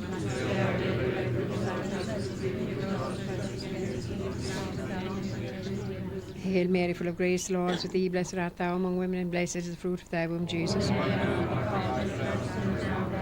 Hail Mary, full of grace, the Lord is with thee. Blessed art thou among women, and blessed is the fruit of thy womb, Jesus. Hail Mary, full of grace, the Lord is with thee. Blessed art thou among women, and blessed is the fruit of thy womb, Jesus.